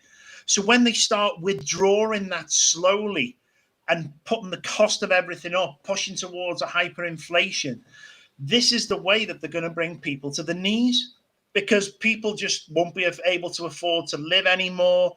There'll be civil unrest, the civil unrest that we're going to talk about in a minute. But, you know, this is all a perfect precursor and a game that is being played by the establishment to have people brought to their knees, begging for that solution, the Hegelian dialectic, the problem reaction solution that you spoke about earlier. 100%. Here's a message from the Orange Messiah. Hold on. My fellow Americans, it is with overwhelming enthusiasm that I am declaring that anyone who protests or interferes with ICE and their operations is officially gay, big time. With that being said, go ahead and call your dads, tell them about your alternative lifestyle as a gay communist, and then, who knows, maybe eat a lollipop. I don't know what flamers do with their time, but I'd imagine it's something along those lines. Maybe decorate a bathroom, who knows?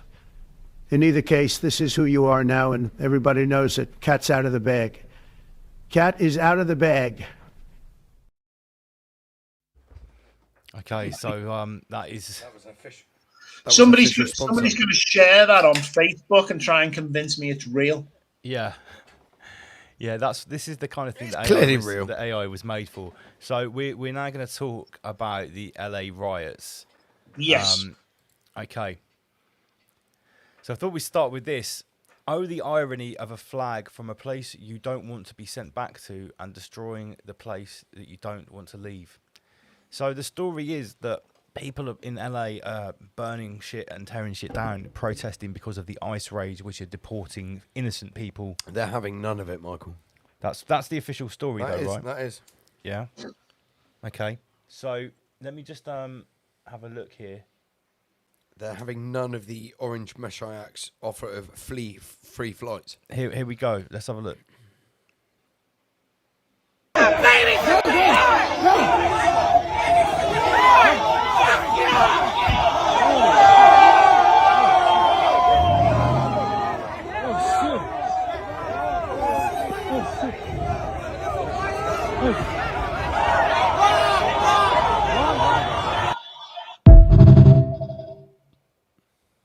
So as you can see, they're really socking it to the man there by basically burning shit down in someone's neighbourhood. Yes.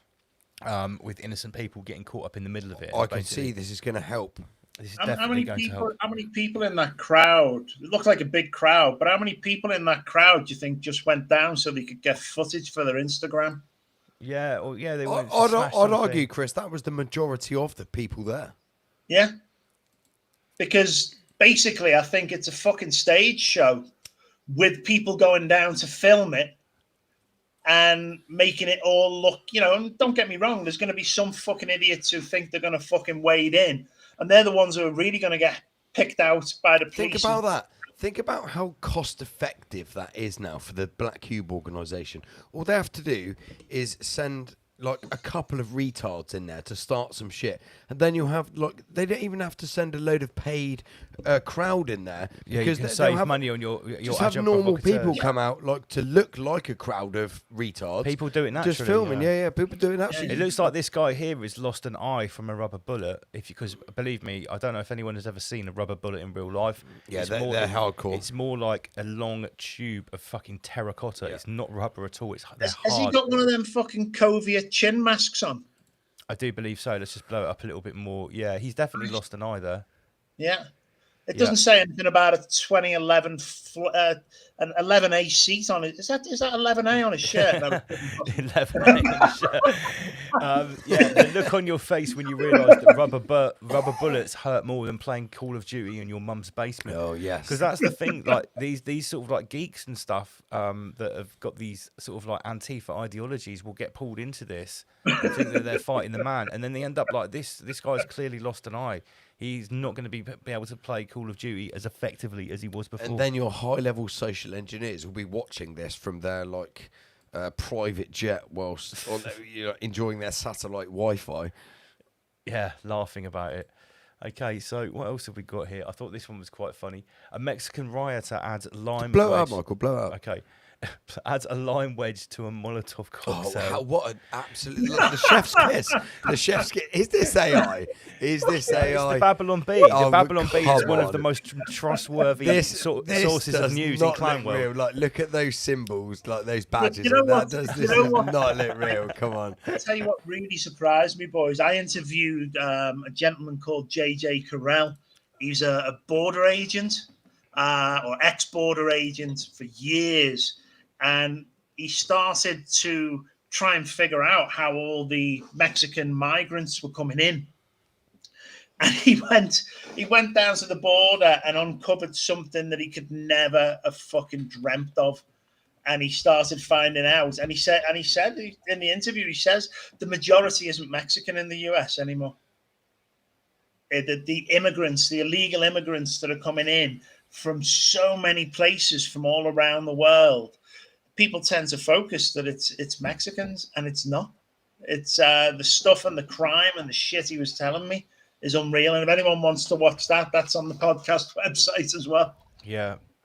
So on YouTube, you're actually called Truth Warrior rather than Atlantic Underground, aren't you? Yeah, well, we lost 2 YouTube channels. They were both terminated for some of the nice work we've put out over the past 5 years. So we always used to start, as you know, we always start off the podcast saying, hello, Truth Warriors. And so then we went under the name Truth Warrior, because every time we tried to set a channel up saying Atlantic Underground, it got fucking burnt to the ground. That name was marked. Right, what else have we got here? So here's another interesting thing about these riots, which is brand new. They've been deliberately targeting the robotic cars called Waymo. Let me just get rid of that. The autonomous. Yeah, the autonomous driverless taxis. Autonomous taxis, yeah. Waymo halts service in LA as vandals keep setting fire to their robo-taxis. So they basically call them out and then use them as like sort of like rolling fire bombs. Yeah, they've weaponized them. There's a whole news report about this. Great idea. This is you can literally set fire to a vehicle and send it up the road to your enemy's doorstep. Yeah, because I'm sure when you set fire to one of these, it doesn't just stay still. It will probably start driving away. Whoever thought of it? Honestly, that's ingenious idea. Okay. I thought this is a great meme here. From Mate, you could Russ stand Kieran. up the road from somebody you want to kill and order an Uber. Chuck a Molotov cocktail in the back. Wait for it to blow up a bit, and then put right. I'm in. Let's Take a go. bit of practice to get it right. Yeah. We've got to be careful. This is for comedy purposes only, by the way, YouTube moderators. Genius idea. What about this meme? It really is. That's it. Now we're gonna see loads of that going on over the next. I'm just saying, it is. And Like, then your door's honestly, gonna get picked in because you put it in the heads of everyone. The thing is, Chris. The thing is, right? We kind of have our own philosophy here on Rise Above.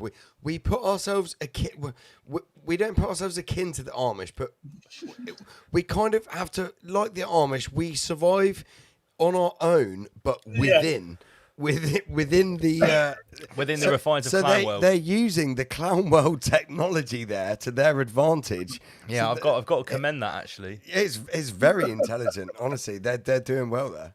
Right, so that motorcycle had the number 77 on it. Is that relevant to anyone? I don't know. 77 Brigade probably. Oh man, look at that. Yeah, there we go. 11A. It actually does look like a number 11 when you look at it. It does look a little bit like a number 11, but we need to find an A somewhere. Is that Elon Musk on the bike? Right, so I need to let you know, this is one of the main protesters that's been on the side of the immigrants. Let me play you a quick video. I'm not sure we're going to get through the whole thing. It's 1 minute long. This is our city, and this was Mexico. You can't kick us out of the land that was ours. Donald Trump! Fascism! Let our people free! Let our people free! Suelta nuestra gente! What's the windblower for? Just for the fucking tear gas to blow it back at those motherfuckers. If you have a fucking blower, bring it up! Push them back! We will not do 1992 again with your tanks. I was 12 then. I'm 44 now. I will die for my kids. And all of these young people are here are my kids because I'm an LA native mom. These are my children you're fighting. You, Major Bass, if you can hear me, expect me in your office on Monday for attacking my children. If you could say something to Donald Trump right now, what would you say? Donald Trump, you can suck my left nut. You can get out of my drawer. You're just mad because Salma Hayek wouldn't give you the time of day, and because Claudia Sheinbaum make you look like a loser. This is impressive. This is impressive. We had to get rid of Chris because of the echo. Let's get him back in. He was like, is this male or female? What is this? It's, Chris, did you just absorb that? They did, when the dude, he had a microphone there. He asked her a question after she had addressed the crowd, and she still answered it with a megaphone. Like, when it was just to him. Like, did anyone notice that? You don't need to address somebody 2 feet away from you with a megaphone. Do you know what amazed me the most? Go on. I think it actually, and again, I'm not sure whether it was a fucking man or a woman. I don't know, but at one point I thought it actually said for its children, like some like that was allowed to breed, and imagine the children, the poor children, actually had sex with that as well. That's twisted. It's insane, isn't it? It's crazy. Right, so let's go a little bit deeper with these protests, and this meme is amazing, bro. You've got to trust Trump, bro. This Palantir deal is going to make it easier to deport illegals, bro. I know the government abused you with things like the Patriot Act before, but the white hats are in charge now. You don't need to worry about this giant facial recognition and surveillance database, bro. That's awesome. So what is all of this about? Let's have a little video about what Palantir has been doing in Israel. Oh, yeah. Palantir Technologies head of defense and former Wisconsin Congressman Mike Gallagher was on the stage during that protest. He joins us now. Congressman Mike, it's great to see you. Just describe what you saw, but also put it in perspective that language and what we've seen on college campuses in these protests and even from members of Congress on the other side of the aisle from the Democrat Party, this is feeding the psychopathy of that murderer. It is feeding anti-Semitism and violence in this country. Well, I became very used to Code Pink paid protesters disrupting every hearing that we did when I was chairman of the Select Committee on China. But what I found myself thinking while on stage with the Secretary of the Navy is that we're less than a day removed from these crazy people having burned alive a Holocaust survivor. Couldn't they have taken just one day off from their insanity?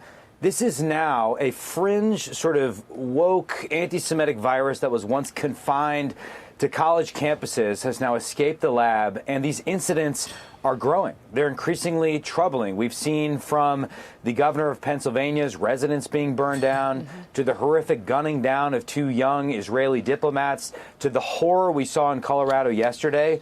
I'm afraid that this is growing. It needs to be taken more seriously. I'm glad the Trump administration will crack down. But to your point, we need leaders on both sides of the political aisle to stand up, to condemn this, to push back aggressively. And we also need to focus on the money that's funding organizations like this, because I suspect... Right, I'm just going to stop it there. Oh my, there's so much civil unrest.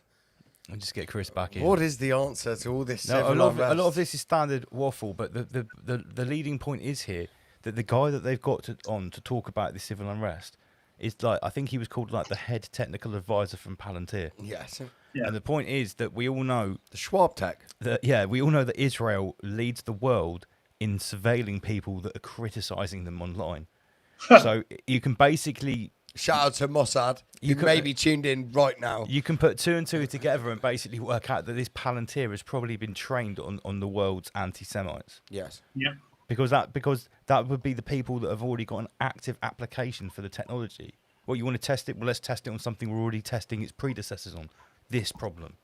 Yeah. So this Palantir technology, Peter Thiel, the reptile, anagram of Peter Thiel, by the way, is now being talked about by the Trump administration in relation to these LA riots. And I've just got some other bits here. What's this? This is now, I don't know how real this is, but I'm looking at it. Looking at for the toughest badasses in the city, Los Angeles, even if this is not real, this advert for agitators is out there online. People are sharing it around. And the whole notion of agent provocateurs, paid agitators, is now completely... It's in sway in opinion. It's in the common consensus. And now everyone's questioning everything. People, even now, that were previously not questioning anything, are saying, is this real? Is this organic? Oh, yeah. Are we being tricked? I'm gonna play this video. It's like 1 minute. One of those crisis actors that were in everything. Yeah. They were, the explosion, the bombing, the Boston bombing, crisis actors there. There was stuff in London that went on. There was crisis actors there. And then you kind of stopped doing some of these events where they were staging these events because people were figuring out that they were advertising for actors. I would argue there's crisis actors. Maybe the dancing Israelis were crisis actors. Maybe. Yeah, I've never thought about that. Yeah. Maybe they were crisis actors. Check this out. Shout out to the Iranian exilarchy. I live in LA, so I decided to go downtown today and talk to people and find out what's really going on, what's their side of the story, to only get attacked and realize that they're all full of shit. Okay? Can't believe any of them. They're all full of shit. Guys, seeing is no longer believing. Yeah, I saw that. She had an AI filter. I saw the glitch. An AI filter of a beat up face. Believing. Is this a pile of bricks in LA sent there by George Soros? Or was it just some picture from some warehouse in Malaysia? This is going to be a tough pill to swallow, but both sides are fueling the chaos. Democrats, I think, are doing it for money, and Republicans want to create a mass surveillance state. Those interests are converging. Today, there was a resolution in Congress to, quote, express gratitude to ICE. And guess what? 75 Democrats voted for it. Not 2 days ago, Democratic Congressman Eric Swalwell was tweeting out messages like this, quote, Trump continues to detain/deport innocent American citizens. even a child battling cancer. Until this stops, stay loud. And guess what? Today, he voted for that resolution praising ICE. It's all just theater. Quote, information warfare is always a symptom of conflict, stoked by those in power to fuel their own illiberal goals. It confuses audiences, scares people who might otherwise have empathy for the cause, and divides us when we need solidarity most. It's classic divide and conquer. Don't let them do it. Telequeef. Telequeef. So that's I real would good. argue Let's get here Chris back that on. there's so much fucked up misinformation here that the only answer is AI. Just AI, just govern everything. AI. This would never happen. Humans just can't be trusted with anything. Right? All just must be governed by AI. It's just so crazy now. Everything's just so fucked up. Do you know that's like? Do you know what's really concerning? Do you know what's planned for tomorrow? This thing called No Kings June 14th mobilisation. They're planning something like 16. Get rid of the chat overlay. Mark. 16 or 1800 simultaneous protest across the Across US. the US, yeah. And I believe it's either Trump's birthday or some celebration like that is to counter that. Oh, nice touch. Nice touch. And then if you look on the right here, meet the two prime suspects for organising and funding the LA riots. Two radical communists, Leah Greenberg and Ezra... Oh, my God. Oh, come on and now. Ezra Levine. Both atheist communists. These two pathetic creatures are co-founders of the radical foundation Indivisible. They are also behind the radical anti-American organisation NoKings.org. So they're also organising these protests tomorrow. That Indigo It's Child quite literally a communist protest. That Indigo Child guy that we talked about earlier that we're having on in July, Yes. he has done a video all about this, and he mentioned it on someone's podcast, and he said, "Listen, what's happened tomorrow is going to be huge. It's going to be something that happens all across the US. So keep an eye out for that." This will spill out elsewhere as well. What were the names of those people there then? Was that Greta something Berg, something Jewish. Leah Greenberg. Yeah, Greta Thunberg and Ezra Levant. Yeah, exactly. Yeah, wow. Leah Greenberg and Ezra Levine. So must be related. names. Mate, this is I mean this in the most literal sense possible. Probably just a coincidence. No, isn't it's it? not. This is actual Bolshevism, right? Leah Greenberg and Ezra Levin. This is pure Bolshevism. Atheist communists. This is Bolshevism. Yeah, these guys' grandparents probably. If anyone can original refute that in the Khazarians. comment section or from this video, prove me wrong. This is actual communism. You know that coming. Leah Greenberg and Ezra Levine, their grandparents actually studied at the Frankfurt School. That's probably true, isn't it? No, Yeah. these guys that were kicked out of Germany. These are Fabian as fuck. Right. Fabian as fuck. Fabian FAF, I as like that. fuck. Okay. Maybe they're just Khazarians that got fed up of having the foreskins cut off. Yeah, Yeah, we just go yeah, atheist. yeah. We're tired of all that. But the ideology is the same: foreskin or no foreskin. Are you aware of Just the tip of the question. Yes, Chris, are you yes. aware of a Canadian guy called Jason Christoph? Yeah, I'm friends with Jason. Yeah, I think he's very good. He had to say this: Biden is ordered to flood the country with illegal immigrants. Trump is ordered to illegally gather citizen data through Doge, give it to Palantir, and make it illegal to use it. Make its illegal use legal in an emergency. Newsom was ordered to organise the emergency with urgent provocateurs. All this happens smoothly because most Americans still believe in sides and parties when it's already one big relay race targeting American freedom, organised by a force above government who controls all of these actors. That Do you deserves think an explosion. Gavin Newsom looks like he'd be the bad cop in a fucking Sorry, the bad cop in what? bad cop in a B movie? He does look. Yeah, he does. Yeah, like a sort of like a mid-90s cop movie. Yeah, for sure. No, I think Jason Christoph is spot on with his analysis here. He is. We've had him on a few times, and we talk back and forth through the week. And yeah, he pulls some absolute belters out. He really does. Yeah. Jason had a good input here. In 1959, the government forcibly evicted 300 Mexican-American families from an area of Los Angeles. 33 years later, in 1992, the US Marines were sent to Los Angeles to quell the LA riots. And 33 years later again, well, we have 2025. So it's the same playbook over and over again then, isn't it, really? Yes. Well, with 33-year intervals. I also thought this was quite funny on the right here. These gay pride parades are getting crazy. And is that another one of them robot cars? It's got something fucking weird on the roof. Yeah, I would imagine so. Because the guy looks like he's standing on a hoverboard out of Back to the Future. He does. He does.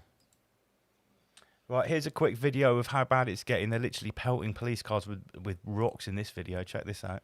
Which is quite funny because it has gone Back to